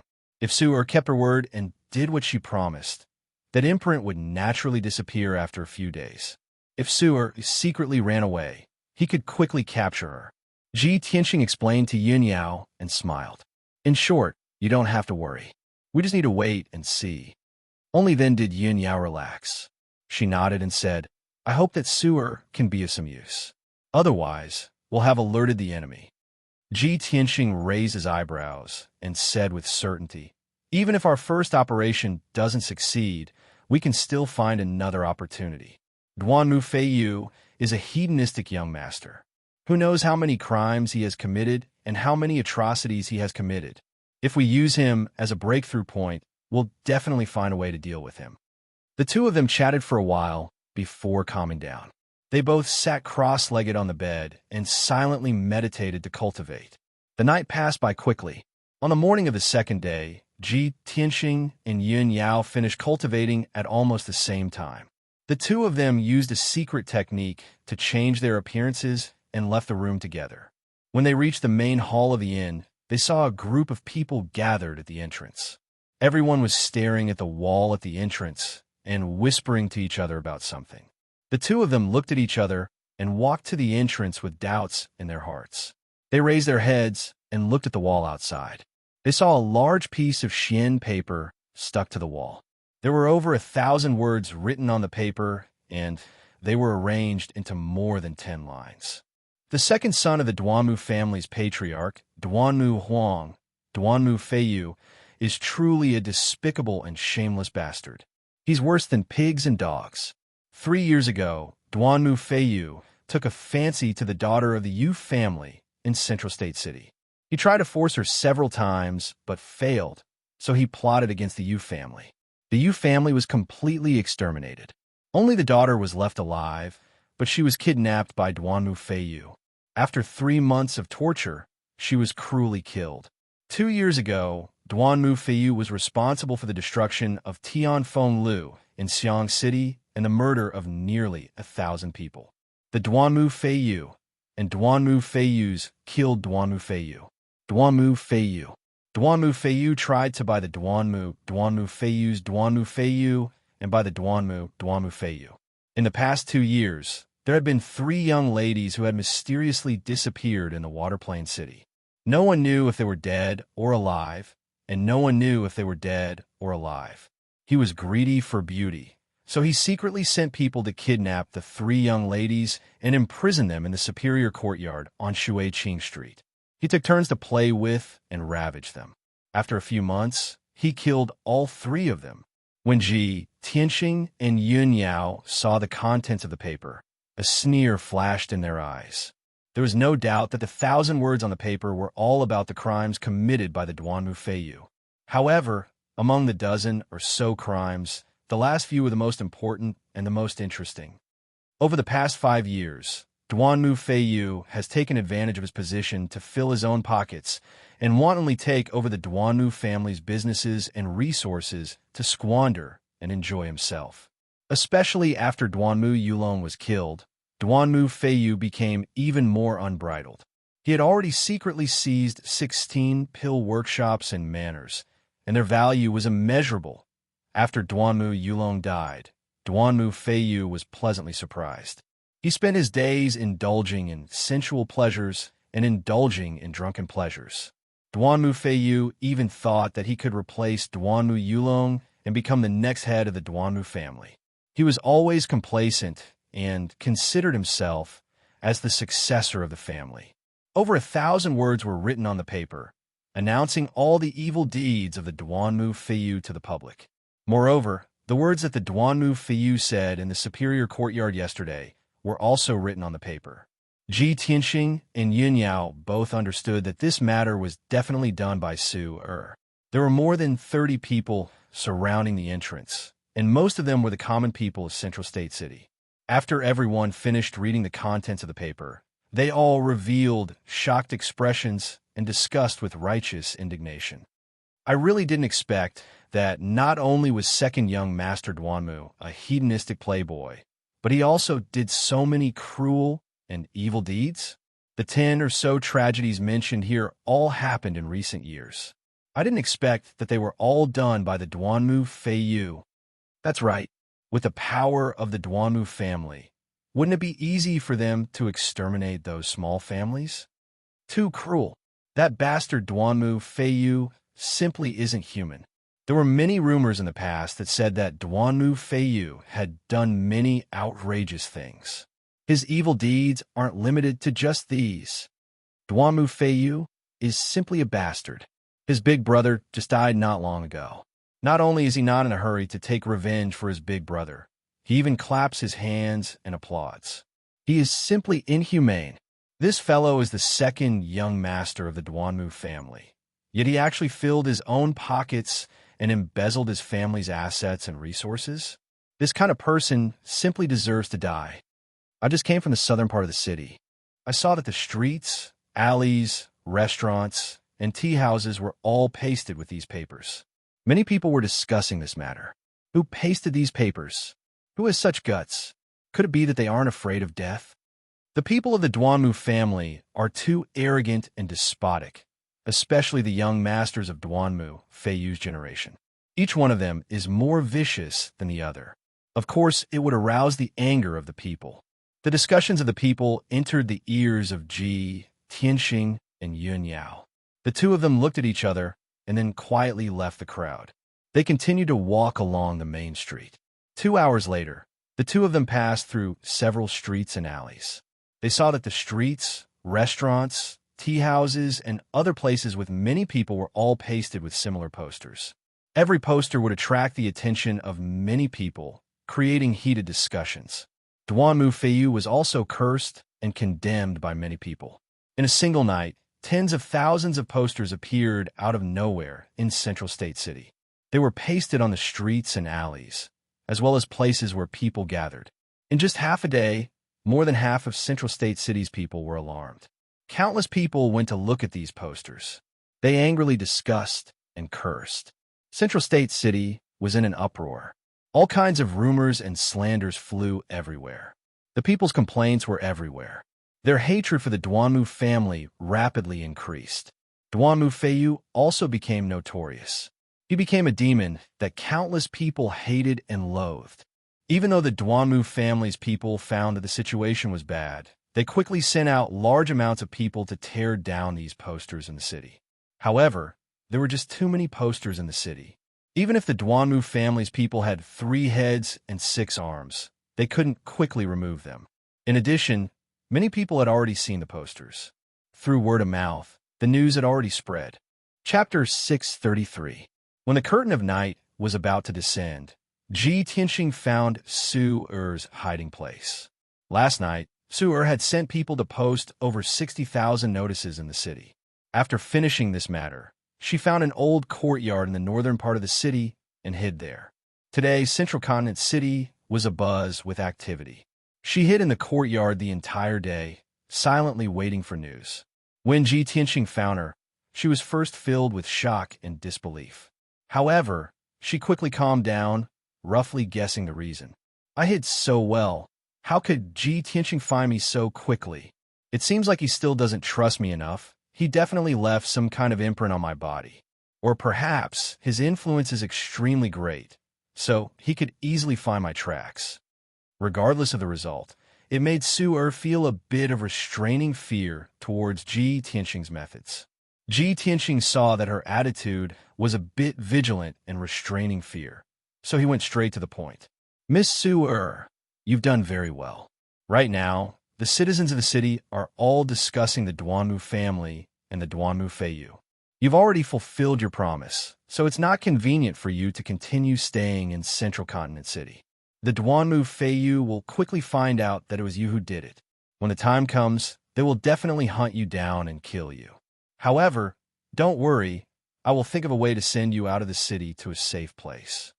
Su Er was also secretly thinking about how to quietly escape Central Continent City. When she heard Ji Tianxing say this, she hurriedly bowed and expressed her thanks. For Su Er to be able to receive young Master Ji's help, I am already endlessly grateful. Now that young Master Ji has helped Su Er like this, Su Er is truly grateful. But I am unable to repay you. Ji Tianxing waved his hand, indicating that she didn't need to say any more.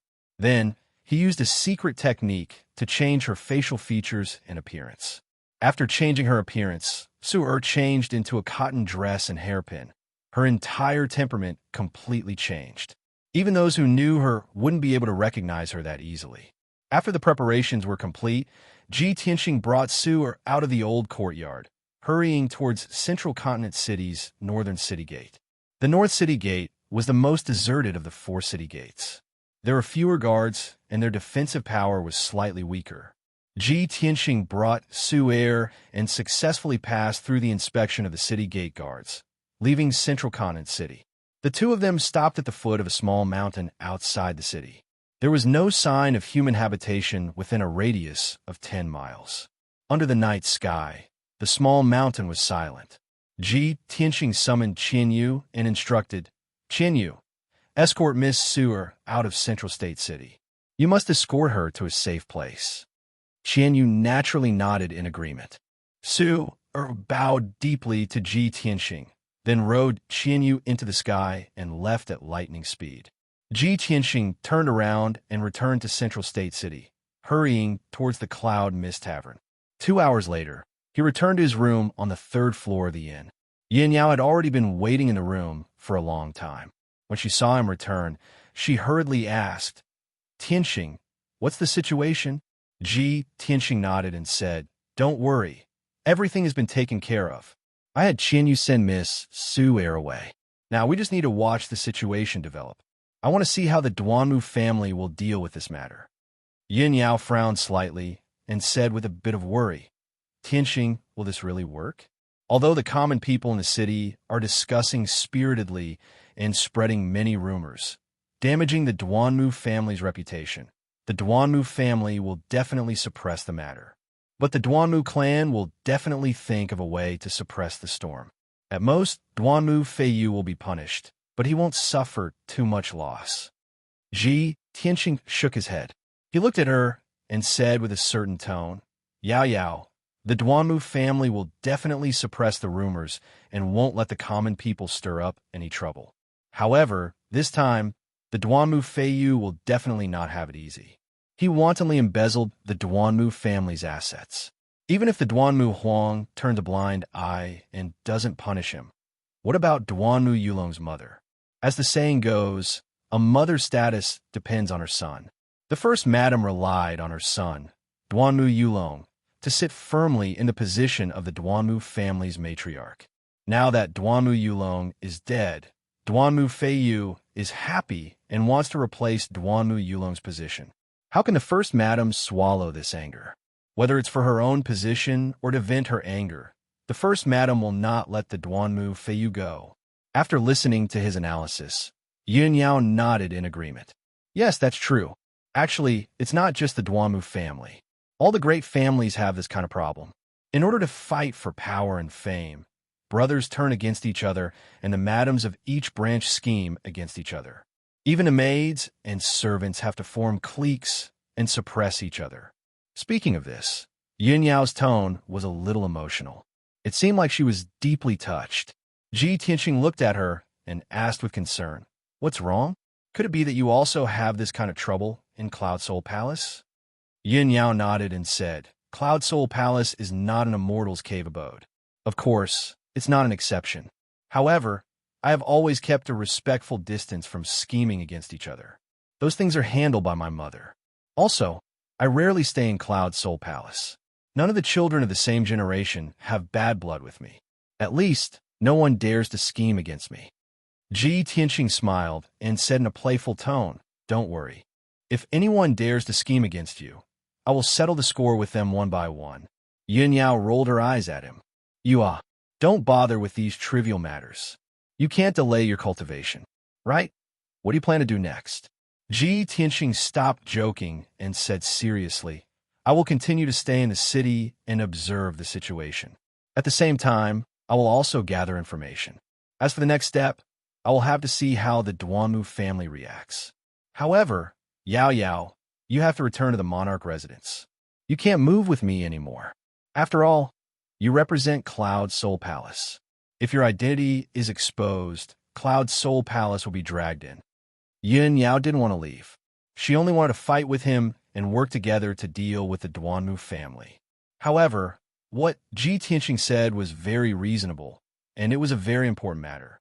She pondered silently for a while and could only nod in agreement. All right, then I will return to the monarch residence tonight. However, you have to be careful. No matter what, you have to put your own safety first. If you need any help in gathering information, just tell the Hidden Cloud Pavilion to do it. The Yin family's Hidden Cloud Pavilion is spread throughout the cities of Central State. There are branches in every city. Yin Yao warned Ji Tianxing before quietly leaving the cloud mist in. After she left, Ji Tianxing sat alone in the room and silently meditated to cultivate. A long night passed.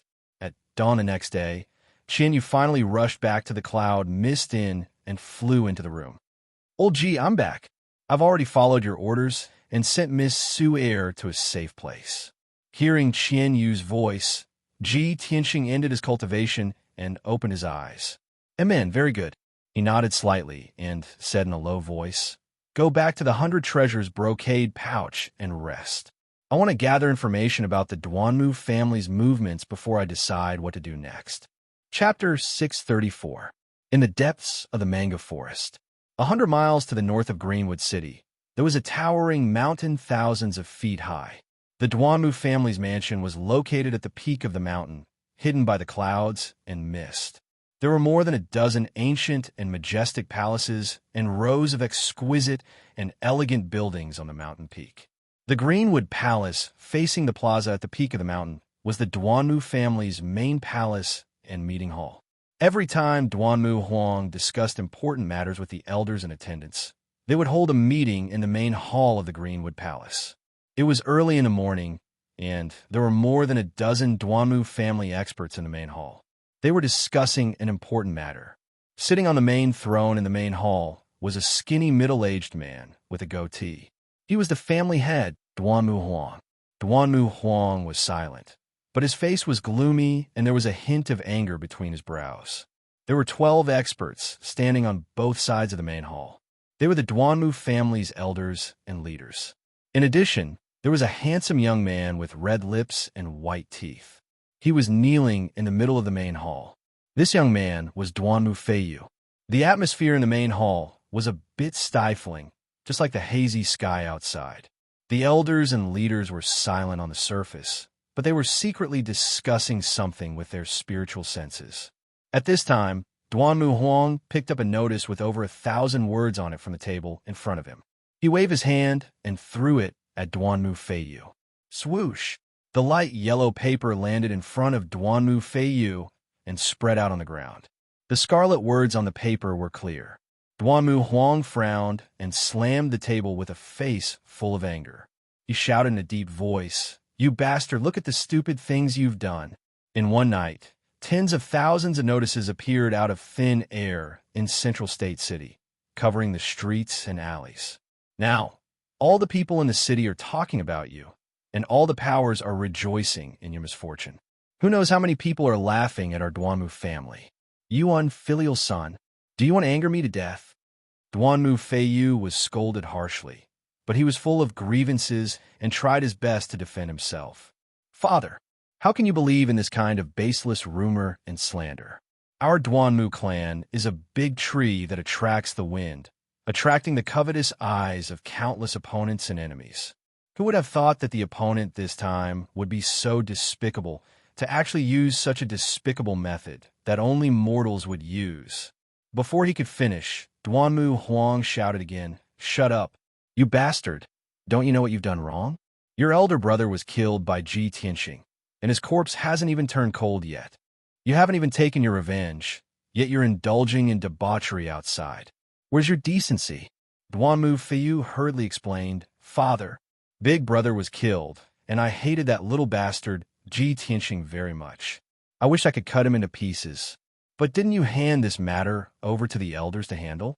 I'm weak and can't help, so I can only focus on running the business. It's inevitable that I have to drink and discuss business with others. Duanmu Huang frowned and didn't want to delve into this matter.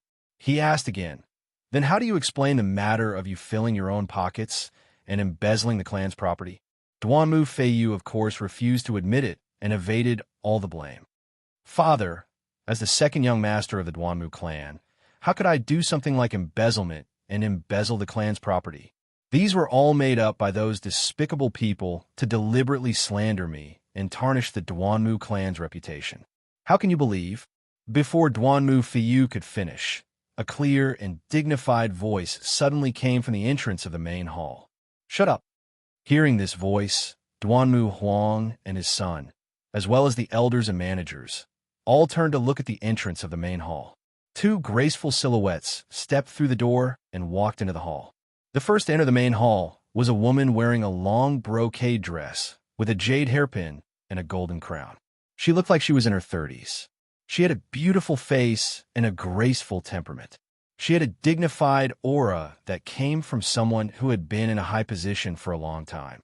She was Duanmu Yulong's birth mother, Duanmu Huang's first wife. Behind the first wife was a tall and beautiful woman in a green robe with a fierce aura. She had the strength of Sky Origin Stage and was the first wife's personal maid, her confidant. The first wife walked into the main hall with a graceful posture. Her exquisitely made-up face was filled with sorrow and pain. She walked to the middle of the main hall and bowed to Duanmu Huang. She said in a sorrowful voice, "Master, Feiyu has gone too far this time. It's too disappointing. Yulong's body is not cold yet, but instead of avenging his brother, he clapped his hands and cheered. He's even happier than our enemies. As a disciple of the Duanmu clan, he didn't serve the clan loyally and even embezzled the clan's property. This is simply lawless. In the past, you were merciful and forgiving to him, so be it. But this time, no matter what, you can't tolerate him anymore." The first wife's face was as cold as ice. Her voice was cold and dignified. She had the aura of a master's wife. The elders and the people in charge all had different thoughts. After hearing the first wife's words, some people immediately nodded in agreement and asked Duanmu Huang to severely punish Duanmu Feiyu as a warning to others. Duanmu Huang suddenly had a headache. He frowned and said in a deep voice, "Madam, I am discussing this matter with the elders. It's not convenient for you to participate. Quickly leave." Duanmu Feiyu was also filled with anger. He was so angry that the veins on his forehead bulged. He wanted to strangle the first wife. However, in front of Duanmu Huang and the elders, he didn't dare to show any anger or hatred. He could only pray in his heart that his father would chase the first wife away so that she wouldn't stir up trouble here. However, how could the first wife be willing to leave? She looked at Duanmu Huang with disappointment and said in a sorrowful voice, "Master, are you really going to protect Duanmu Feiyu? It's just as the rumors say. After Yulong passed away, you will have to find another successor. I, as the master's wife, will become dispensable. Since that's the case, why don't you just give the order to demote me to a concubine and promote the second wife to the master's wife?" The first wife's tone was truly heartbroken and disappointed. She looked as if she had nothing left to live for. Duanmu Huang immediately frowned and shouted in a deep voice, "Nonsense! This matter hasn't been investigated yet. I am discussing it with the elders. Why are you interfering?" He looked at the first wife's servant and ordered, "Qing Zhu, immediately take the first wife back to her room to rest." However, Qing Zhu was unmoved. The first wife took out a stack of account books and files from her sleeves and said with a cold smile, "Master, I already guessed that you would be kept in the dark by Duanmu Feiyu and believe that he is innocent. Therefore, I have already sent people to investigate the evidence of Duanmu Feiyu embezzling the family's properties. There were 6 books of accounts and files. Every single property and property that Duanmu Feiyu had embezzled over the past few years was recorded clearly in the books." Chapter 635. When First Madam's voice fell, the entire hall fell silent. Everyone's expression changed as they looked at First Madam with complicated expressions. Duanmu Huang's brows were tightly knitted together as he stared at the account books and files on the table. He didn't reach out to take them. He understood First Madam's personality and methods very well. Since she had boldly barged into the hall and dared to take out the evidence in front of everyone, she must have absolute confidence. He didn't need to look at the account books and files to know that there must be irrefutable evidence. It was obvious that First Madam had seized this opportunity and wouldn't give Duanmu Feiyu a chance to turn the tables. The elders and leaders on both sides of the hall were exchanging glances and secretly communicating with each other through voice transmission. Some of them acted as if this matter didn't concern them and looked on coldly, while others rejoiced in Duanmu Feiyu's misfortune and waited for him to be punished. The leaders who supported Duanmu Feiyu had dark looks in their eyes and didn't dare to plead for leniency or dissuade First Madam. Duanmu Feiyu's face was deathly pale as he glared angrily at First Madam's back. His eyes were burning with rage. First Madam had criticized him in the past, but she had only reprimanded him verbally and hadn't really done anything to him. He had never imagined that First Madam would be serious this time and investigate his crimes so quickly. She wanted to kill him in one move. At this moment, Duanmu Feiyu finally realized what kind of scheming, power, and methods First Madam, as the matriarch of the clan. 10 breaths of time passed, but the hall was still silent. Duanmu Huang had no choice but to express his stance. He picked up the account books and files on the table and flipped through a few pages symbolically. The contents of the records were each more shocking than the last. His expression grew darker and darker until it was as cold as ice. Bang! Duanmu Huang slammed the account books and files on the table and looked angrily at Duanmu Feiyu. He cursed in a low voice, "You unfilial son! You're so disappointing." His heart was filled with rage, but more than that, he was exasperated at the fact that he had failed to live up to his expectations. He hated Duanmu Feiyu for being unambitious, greedy for pleasure, and committing crimes. Moreover, he was unbearably stupid, without scheming or shrewdness. He didn't even know that he had been schemed against. Duanmu Feiyu didn't dare to quibble anymore. He quickly knelt on the ground and cowed out, begging for mercy. "Father, I know I was wrong. When I was young and frivolous, I did indeed do many wrong things. However, please give me a chance to turn over a new leaf. I will definitely turn over a new leaf and turn over a new leaf." Before he could finish, Duanmu Huang interrupted him and ordered in a deep voice with an expressionless face, "Duanmu Feiyu, I can ignore all the crimes you commit outside, including murder and arson. But as my son, you've stuffed your own pockets and embezzled the family's assets and resources. This is an unforgivable crime. I will definitely not protect you. Today, I will punish you according to the family rules. From today onwards, I will take back all the power you have in your hands and remove you from your position. I punish you with 90 lashes and send you to the reflection cliff at the back of the mountain to reflect on your mistakes for a year. In addition, you are not allowed to interfere with the family's businesses for 5 years." After announcing the punishment, Duanmu Huang stared at Duanmu Feiyu and shouted with a dignified expression, "Later, you will go to the punishment hall to receive your punishment. If you dare to complain, the number of lashes will be doubled." Duanmu Huang's punishment for Duanmu Feiyu could not be considered heavy, but neither could it be considered light. 90 lashes, 1 year of reflection, 5 years of not being allowed to interfere with the family's businesses. These were all insignificant punishments. The real punishment that caused Duanmu Feiyu to fall from the clouds to the abyss and lose his power and status was the removal of his position and power. In the past, he was the second young master of the Duanmu family and controlled the businesses of more than 20 cities. He had great wealth and power in his hands and many powerful people under his command.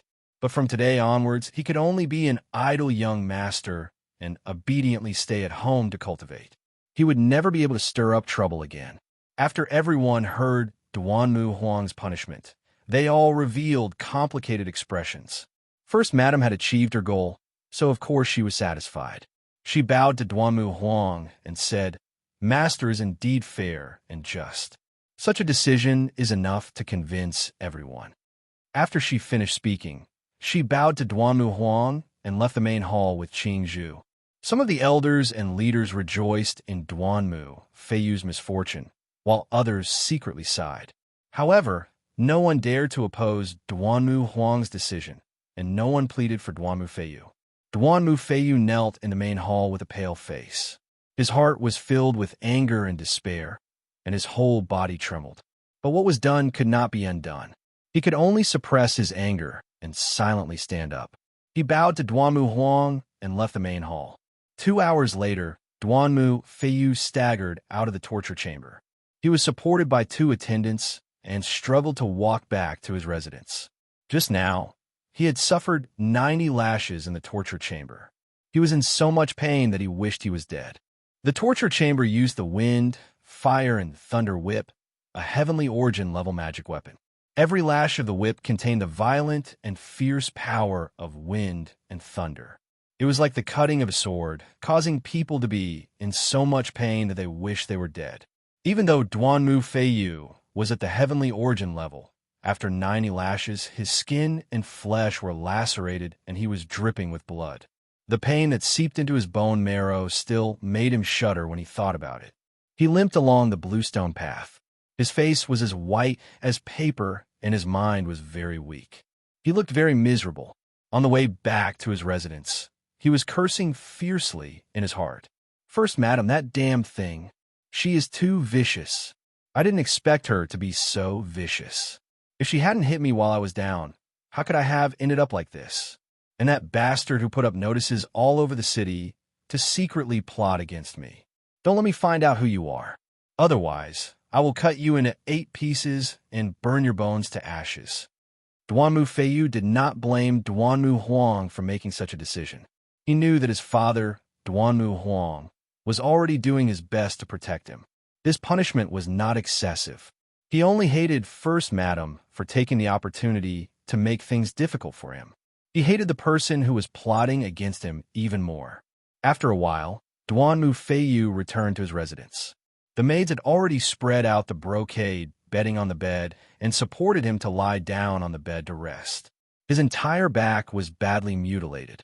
For the next few days, he could only lie down on the bed to recuperate. A middle-aged pharmacist hurried over and hurriedly treated his wounds. He used all kinds of elixirs to help him treat his injuries. After the pharmacist treated his injuries, the pain from his back lessened by a lot. At this time, a tall and sturdy middle-aged man quickly walked into the room. He arrived in front of Duanmu Feiyu and cupped his hands to reporting to second young master. This subordinate has already found some clues.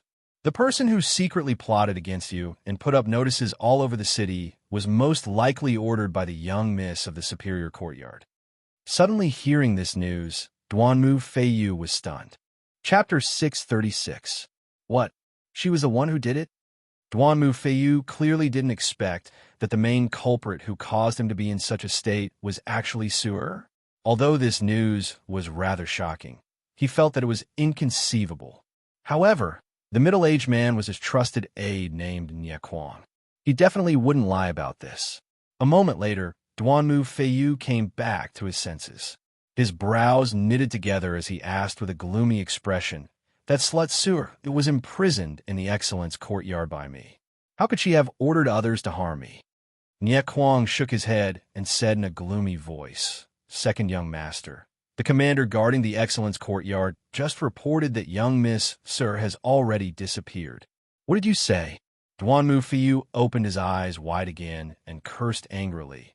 "What are those good-for-nothings doing? How could they let Su'er escape from the Excellence courtyard? Since that slut Su'er has already disappeared, why did they only report this now?" Niequan lowered his head and said in a gloomy voice, "Second young master, they followed your orders and didn't dare to approach young Miss Su'er's loft without permission. Moreover, you went to the Excellence courtyard the day before yesterday and didn't go there yesterday. The guards guarding the Excellence courtyard only discovered young Miss Su'er's disappearance today." Duanmu Feiyu gnashed his teeth in anger. His eyes surged with a cold light as he shouted angrily, "This group of useless good-for-nothings, I will skin them alive. And that slut Su'er, if she really plotted against me, I will definitely make her wish she was dead. Let's go. Follow me to the Excellence courtyard." While cursing, Duanmu Feiyu got off the bed and walked out with a murderous aura. Filled with anger, he actually ignored the pain from his injuries and immediately rushed to the Excellence courtyard. Niequan hurriedly followed behind him, and quickly walked out of the room. Not long after, the two of them left Cyanwood City on their flying spiritual birds. In the evening, Duanmu Feiyu and Nie Kuang arrived at Central Continent City and returned to the Excellence Courtyard. When Duanmu Feiyu crossed the gate and entered the courtyard, the guards and experts guarding the Excellence Courtyard all hurriedly came to greet him. Seeing those guards, he immediately became furious and cursed. "You bunch of idiots, get out of my way." The guards were so scared that they knelt on the ground and begged for mercy. Duanmu Feiyu ignored them for now and brought Nie Kuang to Su'er's loft. However, the loft was already empty. Duanmu Feiyu searched both upstairs and downstairs, but there was no sign of Su'er. Reality proved that Su'er had indeed escaped from the superior courtyard long ago. Unfortunately, the guards didn't notice any abnormalities, and the superior courtyard's defensive array was also intact. Duanmu Feiyu returned to the courtyard and looked at the guards with eyes as cold as ice, containing a biting, cold, murderous intent. "You pieces of trash! What's the point of this young master raising you? If it weren't for your stupidity, would I have been harmed like this?" Duanmu Feiyu cursed a few times with a venomous tone, then ordered Nie Kuang behind him. "This young master doesn't want to see these damned pieces of trash again. Kill them." Following his words, Nie Kuang's entire body burst forth with cold, murderous intent, and he expressionlessly pounced on the guards. Those guards were immediately scared out of their wits. Some wept bitterly and begged for mercy. Some fled in horror, and some resisted in despair. However, these guards were only at the origin course stage. How could they block Nie Kuang, who was at the 4th level of Sky Origin stage? Following a series of muffled bangs and screams, several corpses immediately appeared in the courtyard. Several pools of blood and severed limbs were scattered on the ground, and the air was filled with the thick stench of blood. The remaining guards who fled in panic didn't manage to escape from the superior courtyard. After all, the entire courtyard was enveloped by the Sky Origin Great Formation. They simply couldn't escape. The commotion and aftermath of the battle in the courtyard also wouldn't spread. Not long after, Nie Kuang killed all the guards and returned to Duanmu Feiyu's side, his body covered in blood. "Second young master, everything has been taken care of." Nie Kuang cupped his hands in salute and reported in a low and cold voice. Duanmu Feiyu didn't pay attention to him. His eyes were gloomy as he looked outside the gate, and the corners of his mouth hooked up into a cold smile. He muttered to himself, "Su'er, that bitch, so what if she escaped from the superior courtyard? Did she really think she could escape from this young master's palm?" After he finished speaking, he waved his hands and used a secret technique to sense the aura and location of the Golden Moon magical bracelet. After about half an hour, Duanmu Feiyu found the result of his probing and immediately revealed a trace of murderous intent. "Humph, you actually escaped from Continent Center City? Since you've already chosen a place to bury your bones, this young master will send you to your death." After he finished speaking, Duanmu Feiyu left the superior courtyard with Nie Kuang and rushed as fast as lightning to the southern city gate. After an hour, the two of them passed through the city gate and left Continent Center City, continuing to fly towards the mountain range in the south. Duanmu Feiyu had just discovered that the aura of the Golden Moon magical bracelet was in a mountain range in the southern suburbs of Continent Center City. The two of them flew for 50 li in a mountain range and arrived at the peak of 1,000 zhang tall mountain. Duanmu Feiyu stood in the sky, looking down at the majestic mountain below, and coldly shouted, "It's here!" He landed on the mountain peak with Nie Kuang, and once again used a secret technique to search for traces of the Golden Moon magical bracelet. After 100 breaths of time, Duanmu Feiyu sensed the exact location of the Golden Moon magical bracelet. It was about 2 li in front of him. He hurriedly rushed over with Nie Kuang. Whoosh! Whoosh! The two of them passed through the forest as fast as lightning, and after flying for 2 li, they arrived at the cliff of the mountain peak. As soon as Duanmu Feiyu flew out of the dense forest, he saw a wide grassland in front of him, and at the end of the grassland was a cliff. At the edge of the cliff, where clouds and mist rolled, stood a tall and straight young man quietly gazing at the sea of clouds. Duanmu Feiyu was immediately stunned. He frowned as he looked at the back of the young man, and a look of astonishment appeared on his face. He clearly sensed that the aura of the golden moon magical bracelet was coming from that white-robed young man. However, he didn't recognize that white-robed young man, and he also didn't understand why the golden moon magical bracelet wasn't with Sewer. At this moment, the white-robed young man turned around, and a cold smile appeared on his handsome face. He said in a mocking tone, "Duanmu Feiyu, I've been waiting for you for a long time." Hearing this, Duanmu Feiyu's expression immediately changed, and his eyes flashed with intense vigilance and wariness. "Who are you? Why have you been waiting for this young master?" The cold smile on the white-robed young man's face became even more playful. A golden light flashed in his palm, and a dark golden bracelet appeared. It was none other than the golden moon magical bracelet.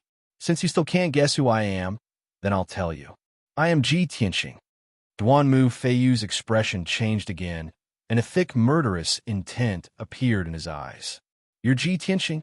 The golden moon magical bracelet is actually in your hands. Was it you who saved that bitch, Sue?" Chapter 637. Duanmu Feiyu was an idiot. When he heard the words Ji Tianxing and saw the golden moon magical bracelet in Ji Tianxing's hand, he understood everything. Previously, he was still very doubtful. With Su Er's strength, it was impossible for her to escape from the superior courtyard. She also didn't have the guts to plot against him. Now, he finally understood that Ji Tianxing was the main culprit. Ji Tianxing admitted it very straightforwardly. He sneered and said, "Hee, looks like you're not too stupid." Duanmu Feiyu frowned as he looked at him. His eyes were cold and filled with dense killing intent. "Humph, you little bastard. You're really despicable and shameless.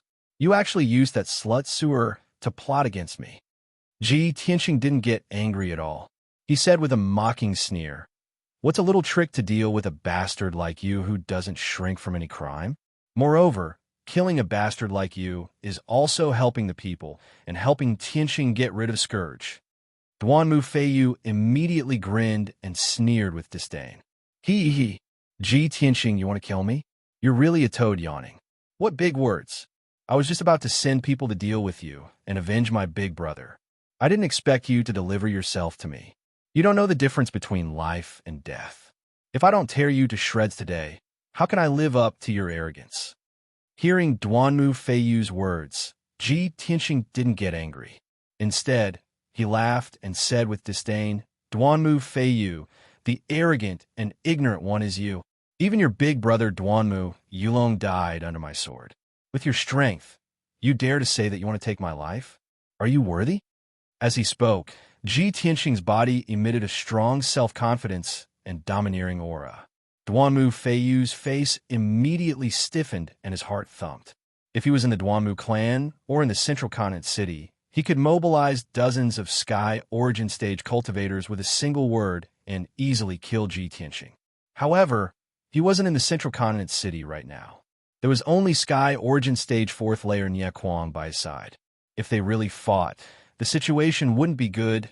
Thinking about this, Duanmu Feiyu's expression became serious, and a trace of regret appeared in his heart. Damn it, I was so angered by that slut Sewer that I lost my head and actually came out of the city so recklessly. Ji Tianxing, that little bastard, not only did he not hide after killing my big brother, he even dared to take the initiative to plot against me. He wants to kill me. What should I do? Duanmu Feiyu was thinking about how to escape, but he didn't look scared. He shouted with a murderous look, "Ji Tianxing, no matter how powerful you are only at the 3rd level of Sky Origin Stage. Do you think you can defeat the two of us? Stop dreaming. Prepare to die." While shouting angrily, Duanmu Feiyu took out a dark cyan treasured saber. He unleashed all of his power and slashed at Ji Tianxing. Sky's sweeping waves.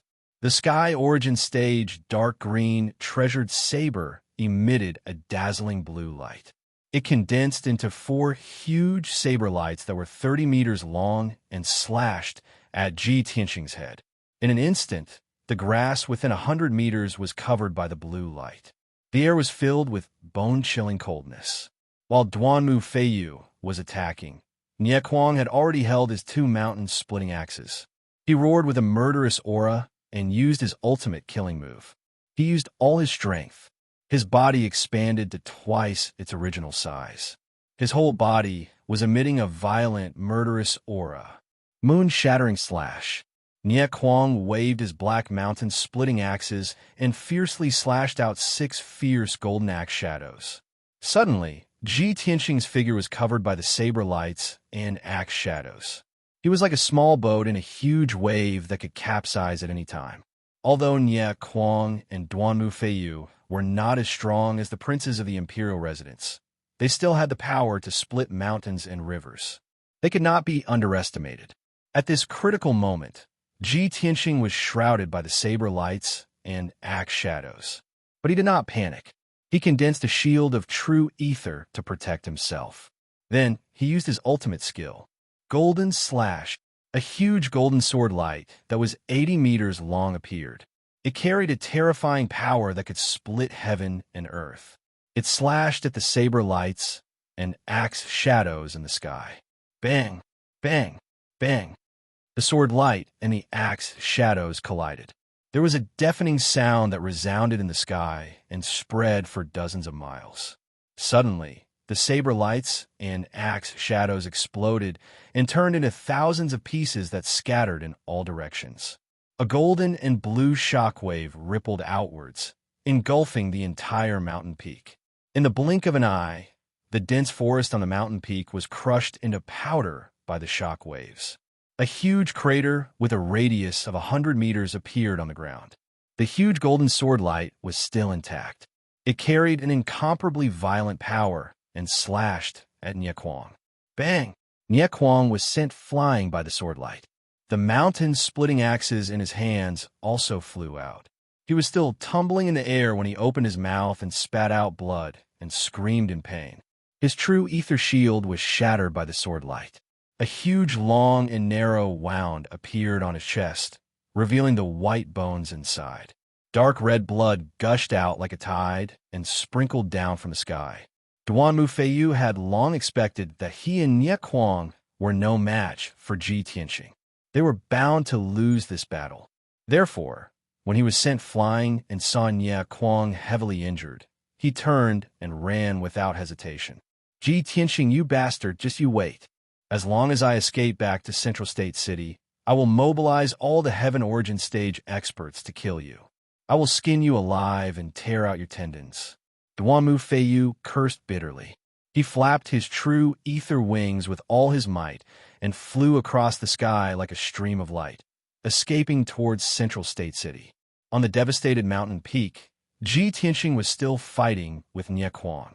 After Nie Kuang fell to the ground with heavy injuries, he had just climbed up from the ruins when he saw Ji Tianxing use another ultimate skill, releasing flames that covered the sky and earth. Scorching sun fire. Following Ji Tianxing's angry roar, the scarlet flames that covered the sky suddenly condensed into a fireball the size of a palace. The fireball was condensed and floated high in the sky, emitting an incomparably terrifying heat. It was really like a scorching sun. Swoosh! The giant fireball fell from the sky, carrying with it a world-destroying might as it smashed towards Nie Kuang. In that instant, Nie Kuang's eyes widened in shock and fear, his heart filled with despair. The giant fireball had locked onto his aura. No matter where he ran, it would definitely catch up to him. Moreover, he had no chance to escape or dodge. In this moment of life and death, Nie Kuang erupted with a strong will to live and desperately urged his true ether to form a shield. Bang! In the next moment, a huge fireball that was as hot as the sun came crashing down and smashed into him, smashing him into the ruins. An earth-shaking explosion spread out for dozens of miles, fiercely reverberating through the mountains.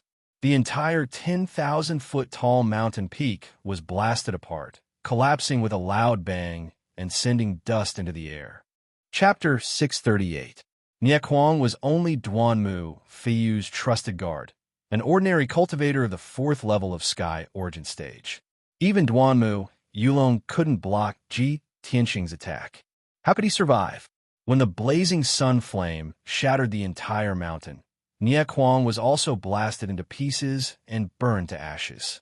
He only managed to withstand 2 moves from Ji Tianxing before he was completely killed. The loud explosion was still echoing. Dust was still flying in the air. The raging fire covered an area of 10 miles and dyed half of the sky red. By this time, Ji Tianxing had left the fire and the ruins. He flapped his golden wings and flew across the sky like a shooting star, chasing after Duanmu Feiyu. Duanmu Feiyu had just flown 10 miles away and was feeling lucky. Luckily, I was prepared. I retreated in time. Otherwise, I would have been killed by Ji Tianxing. Nie Kuang being killed is nothing. I just hope he can stall Ji Tianxing for a while and buy some time for me.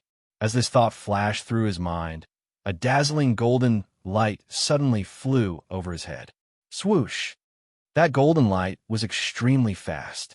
In the blink of an eye, it was more than 1,000 meters away from him and stopped in the sky. A tall and straight figure in a white robe appeared. Duanmu Feiyu's face froze, and his heart sank to the bottom. Ji Tianxing, that little bastard. How can he be so fast? Where's that trash Nie Kuang? Was he killed by Ji Tianxing? Duanmu Feiyu was terrified. He had no choice but to stop and stare at Ji Tianxing with an ugly face. Ji Tianxing stood in the sky 200 meters away from him. He sneered and said, Duanmu Feiyu, since I have lured you out, I will not let you go back. Don't dream of going back to the city to get reinforcements. Just accept your death obediently. Duanmu Feiyu's brows were tightly knitted. There was some fear in his heart as he shouted, Ji Tianxing, although you killed my big brother, I have no enmity with you. Why do you want to kill me? Ji Tianxing curled his lips and said with a cold smile, No enmity between us? I already have a blood feud with your Duanmu clan, so it's impossible for your Duanmu clan to let me off no matter what. Do you dare to deny that your father did not plan to assassinate me? Moreover, even if there is no enmity between us, I will still kill you. Just treat it as a punishment for evil, and on behalf of Tianxing. Duanmu Feiyu was immediately filled with grief and indignation. She was so angry she almost spat out blood. Ji Tianxing, this place is only 30-something li away from Central State City. If you dare kill me, you will definitely alarm countless experts in the city. By then, when the experts of my Duanmu clan arrive, you will be dead for sure. Ji Tianxing sneered coldly. Since you still want to be lucky and wait for the experts of your Duanmu clan to come and save you, why don't we give it a try? I will let you know that even if the experts of your Duanmu clan come to save you, it will be useless. Nobody will be able to save you. As he spoke, his body was glowing with golden light. Sword intent shot up to the sky as he was about to launch an attack. Duanmu Feiyu was completely helpless. Her heart was filled with despair. He knew clearly that even if the Sky Origin Stage cultivators of Central State City were alerted and came to his rescue, it would still take some time. Whether he could survive until the experts of the Duanmu clan came to his rescue was the key to his survival.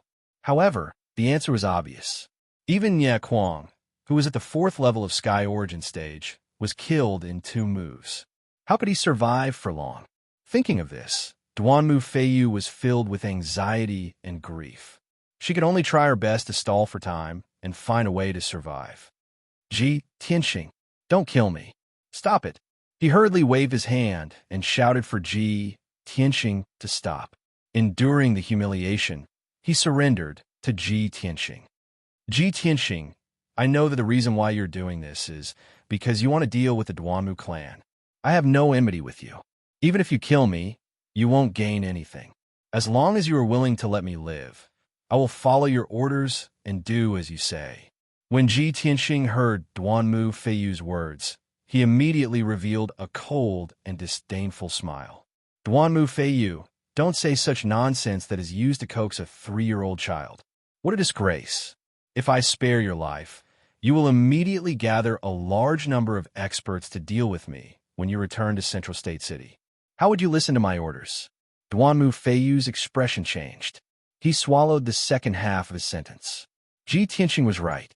That was exactly what he planned to do. Begging for mercy was only a temporary measure. As long as he returned to Central State City, he would definitely crazily retaliate against Ji Tianxing. Duanmu Feiyu's lie was instantly seen through by Ji Tianxing. He hurriedly explained, Ji Tianxing, I can tell you a secret of the Duanmu clan to show my sincerity in begging for mercy. This information is a core secret of our Duanmu clan. Only a few people know about it. Hearing his words, Ji Tianxing lowered his hands as expected. His eyes indifferently looked at him. Duanmu Feiyu saw that there was hope. Ji Tianxing was indeed interested in this matter, so he thought that there was still room for negotiation. Thus, he said in a low and solemn voice, Ji Tianxing, although I don't know which power is backing you, I can tell you this clearly. However, I can clearly tell you that the strength of our Duanmu clan is far beyond your imagination. Our Duanmu clan's strongest expert is not my father, Duanmu Huang. That expert's strength is enough to look down on the profound sky continent. You and your backing definitely cannot afford to offend him. If you know what's good for you, let me go. I can treat it as if nothing happened. Duanmu Feiyu originally thought that Ji Tianxing would seriously consider his words after hearing this. However, he never expected that Ji Tianxing would immediately say with a cold smile, Duanmu Feiyu, since things have reached this point, do you still think that bluffing is of any use? I really overestimated you. Compared to your big brother, Duanmu Yulong, you are simply too lacking. After saying this, Ji Tianxing no longer hesitated. His entire body lit up with a dazzling golden light, bursting with killing intent that soared to the heavens. Metal Emperor Slash. Golden light surged out of his palms. It gathered the metal energy within a radius of 10 miles, forming a giant golden sword that was over 100 meters long. That incomparably huge sword radiance flickered with a dazzling golden light, illuminating the dark sky. It emitted a sharp aura that could tear apart heaven and earth. Die! Ji Tianxing shouted in a low voice. He controlled the giant golden sword that could split heaven and earth and slashed towards Duanmu Feiyu. Duanmu Feiyu was already scared out of his wits. His eyes were wide open, revealing a deep sense of fear. He turned around and ran for his life. However, even if he exploded with his fastest speed, it was impossible for him to escape the slash of the sword radiance. Bang! In the deafening sound, the giant sword that could split heaven and earth slashed him, shattering his vital core shield and soft armor into pieces. Duanmu Feiyu was killed on the spot.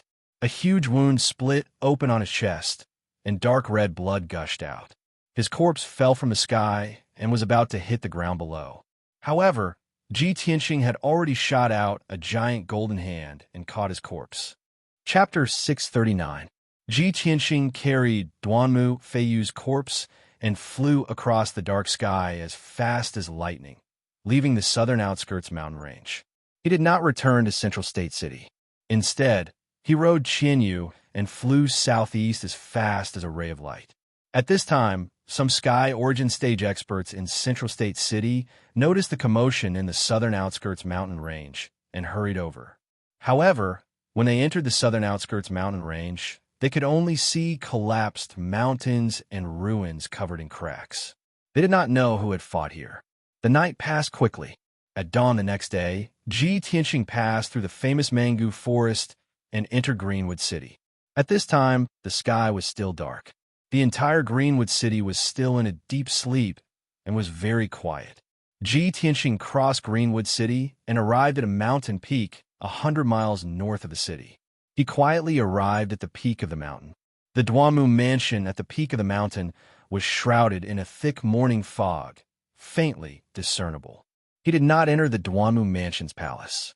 He hid in the dark and observed for a while. Then, he threw Duanmu Feiyu's corpse on the square in front of the main hall and quietly left. His movements were very fast and stealthy. He avoided several patrolling guards. No one knew what he was doing. Not long after he left, a group of patrolling guards passed by the square and found the corpse. 9 guards in green armor immediately surrounded the blood-soaked corpse when they saw it. When they recognized the corpse, as Duanmu Feiyu. They were stunned on the spot. Their faces were full of shock. They did not dare to believe that the noble second young master, who was in high spirits 2 days ago, had turned into a cold corpse today. After the guard captain came back to his senses, he told the guards to look after the corpse and not to touch it. He hurriedly ran into the main hall to report the news. Not long after, the guard captain guarding the Greenwood main hall was alarmed. He hurriedly led a group of guards to the square. Then, the news spread through the Duanmu mansion, waking up countless people. Cries of surprise sounded in the various palaces, breaking the silence of the morning. Half a quarter of an hour later, the guard commander sent people to carry Duanmu Feiyu's body into the main hall. Hundreds of people had already gathered in the square. They were craning their necks to look into the hall, whispering and discussing. Inside the main hall, the Duanmu family's leaders and elders had also arrived. When they saw Duanmu Feiyu's corpse, their faces became as gloomy as ice. Finally, the head of the family, Duanmu Huang, heard the news and rushed to the main hall. Hearing the bad news early in the morning, his mood was naturally irritable. His eyebrows were filled with anger and killing intent.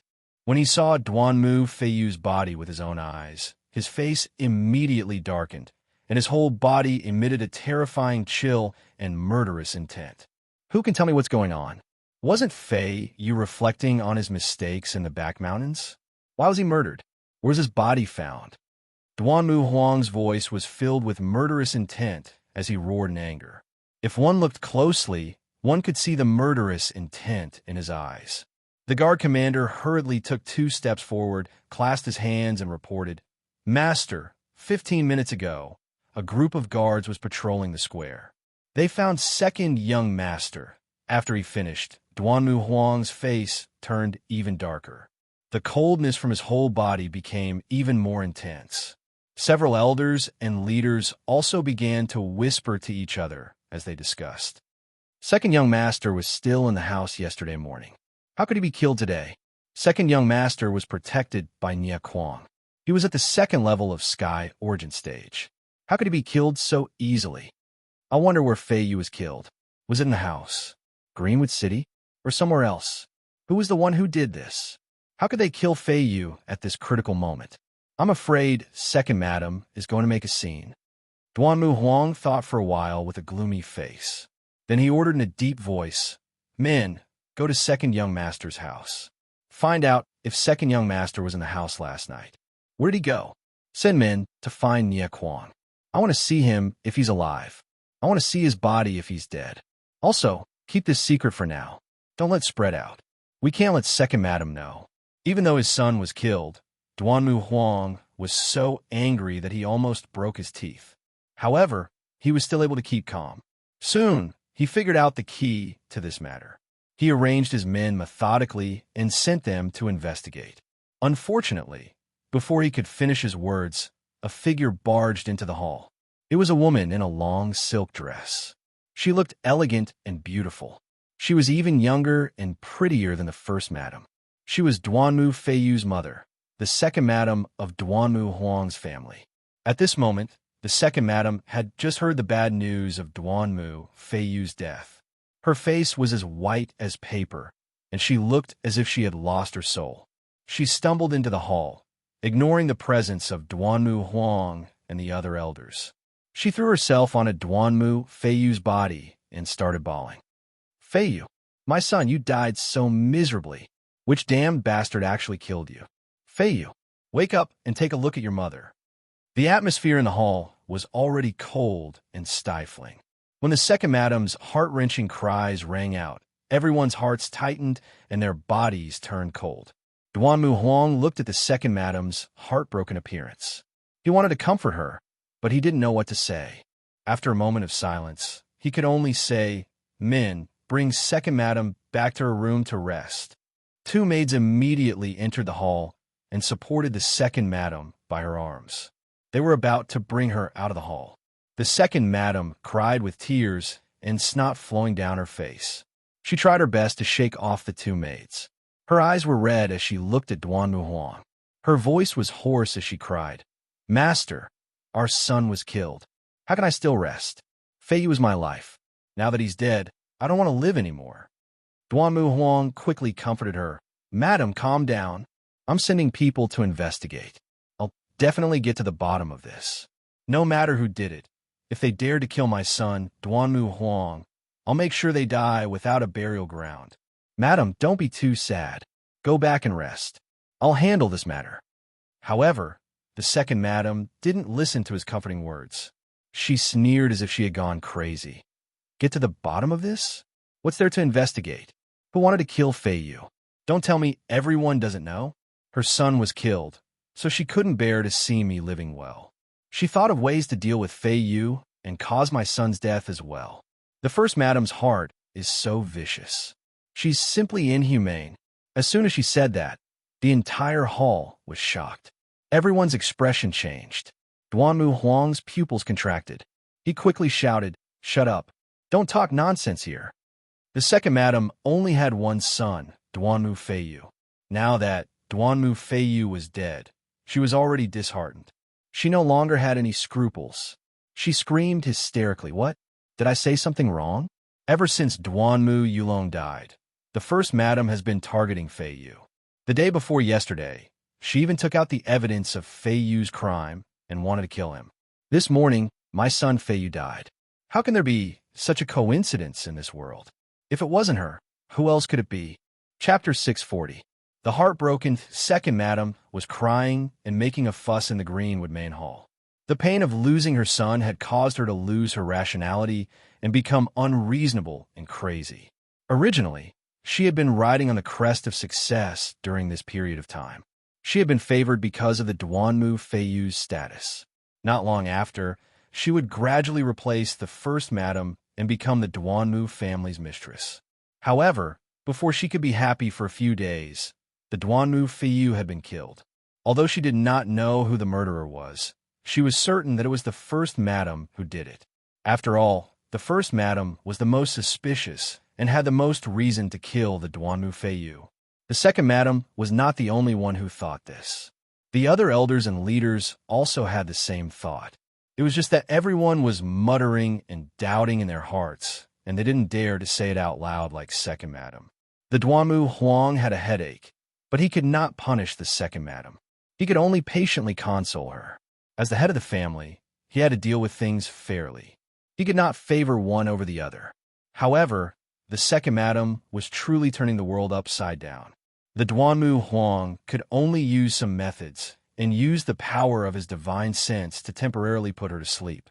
The Duanmu Huang had two maids take the second madam away to rest. Only then did the main hall quiet down. Of course, everyone knew that this was only a temporary measure. Since the second madam had caused such a ruckus, she definitely would not let it go.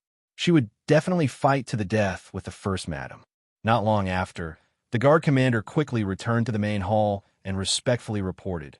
Reporting to family head, this subordinate has already gone to the second young master's residence and interrogated the guards and servants. Yesterday, the second young master was not in the residence. He took Nye Kwang out to handle some matters.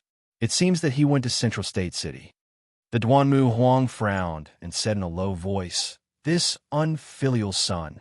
This lord had him go to the reflection cliff and reflect on his mistakes. He actually dared to go to Central State City. Could it be that Fei Yu was killed in Central State City? Why would his corpse appear in the plaza?" Even with the Duanmu Huang's wisdom, he could not understand what was going on. After pondering for a moment, Duanmu Huang ordered in a deep voice, "Send an order to Central Continent City. Have a soul-hurting hall investigate immediately. We must find Nye Kwang." The guard commander cupped his hands and bowed. He turned around and left the hall to carry out his orders. Duanmu Huang continued to give orders. "Second elder, third elder, carry out your plan as soon as possible. You must kill that bastard Ji Tianxing as soon as possible and avenge Yulong. In a short span of 3 months, 2 of my sons were killed. This is a great humiliation to our Duanmu clan. If we don't get rid of our enemies as soon as possible, the other aristocratic families will definitely rejoice in our misfortune." The second elder and the third elder's faces were also filled with indignation. They hurriedly cupped their hands and saluted, indicating that they would definitely complete the task. After Ji Tianxing left Greenwood City, he flew across the sky at lightning speed and crossed the manga forest. Along the way, he looked down at the vast forest from high up in the sky. He saw many dangerous mountains and winding rivers. The forest that was shrouded in clouds and mist was filled with all kinds of strange flowers and fruits, as well as endless amounts of medicinal herbs. This natural herb garden, with a radius of 100,000 miles, was the biggest reason why the Duanmu clan had prospered for thousands of years. He could not help but think to himself, if there is some way to destroy this mango forest and cut off the Duanmu clan source of medicinal herbs, it will definitely be a heavy blow to the Duanmu clan. Recently, he had been focusing on dealing with the Duanmu clan. His mind was constantly thinking about how to weaken the Duanmu clan's power. Unknowingly, 6 hours had passed, and it was noon. Ji Tianxing was flying above the vast sea of clouds, crossing over a stretch of majestic mountain range. Originally, the sun was shining brightly in the sky, dyeing the white sea of clouds with a layer of golden light. However, at this moment, he realized that there was a huge black cloud high up in the sky, blocking the sunlight. The area within a radius of dozens of miles became dark. Strong winds blew in the sky, blowing the vast sea of clouds and causing them to churn violently. Ji Tianxing could vaguely sense that the air seemed to contain a trace of cold and bloody, murderous aura. He immediately frowned, and a look of suspicion and wariness flashed across his eyes. Ever since he came to the Central State, he had not interacted with anyone from the Demon Clan. However, based on the experience he had accumulated in the Tiantian region, he could acutely sense that there were Demon Clan powerhouses around him. Even the huge black cloud in the sky was definitely not formed naturally. There was definitely something strange about it. As expected, just as he slowed down his flying speed and looked around, the black cloud in the sky suddenly surged. In the blink of an eye, the surging demon fog condensed into a huge demon face. The demon face had a pair of huge scarlet eyes. It stared down at Ji Tianxing from above, revealing a ferocious and bloodthirsty cold smile. Kik, Ji Tianxing, I have finally found you. The demon face's huge mouth opened and closed, letting out a deep voice that reverberated in the sky like rolling thunder. Ji Tianxing immediately stopped flying. He stood in the sky and looked up at the demon face. A cold light flashed across his eyes. There is indeed a Demon Clan powerhouse attacking. When he suddenly saw the demon face in the sky, he instinctively thought that it was the Demon Emperor. However, after sensing it carefully, he realized that the aura of the huge demon face was not as unfathomable as that of the ancient Demon Emperor. When he heard what the demon face said, he was sure that it was not the Demon Emperor, but a Demon King powerhouse. Ji Tianxing looked at the demon face in the sky calmly, without any worry or fear. He said in a low and cold voice, "The remnants of the Demon Clan are so savage that you dare to come to the Central State?" The demon face opened its huge mouth and sneered in a deep voice, "Humph. In the ancient times, my clan was the ruler of the Tiantian continent. We ruled the world and ruled over hundreds of races. The Central State was originally my clan's territory. It was just that it was invaded by you humans. Why would I dare to come to the Central State? I will kill a lowly worm like you today." Ji Tianxing had heard of some legends from the ancient times and knew that the demon face was telling the truth. However, he was not interested in this question. He sneered with a cold expression, "Cut the crap. Are you avenging the Blood Demon King or working for the ancient Demon Emperor? Tell me your name. My sword does not kill nameless rats." The demon face opened its mouth and sneered. "Ha ha! Who does the Blood Demon King think he is? I am the king of the Fierce Wind tribe. I only follow the orders of His Majesty, the Demon Emperor. Ji Tianxing, if you know what's good for you, surrender immediately. Don't wait for me to attack. Otherwise, you will suffer." The Demon King of Fierce Wind's tone was full of confidence and arrogance. It was as if victory was in his hands, and he already had Ji Tianxing's life in his hands. As his voice fell, the demon cloud that covered the sky spread in all directions. In the blink of an eye, it covered a radius of 10 miles. The demon cloud condensed into a thick black wall of light, forming a huge black ball of light that sealed off the sky within a radius of 10 miles.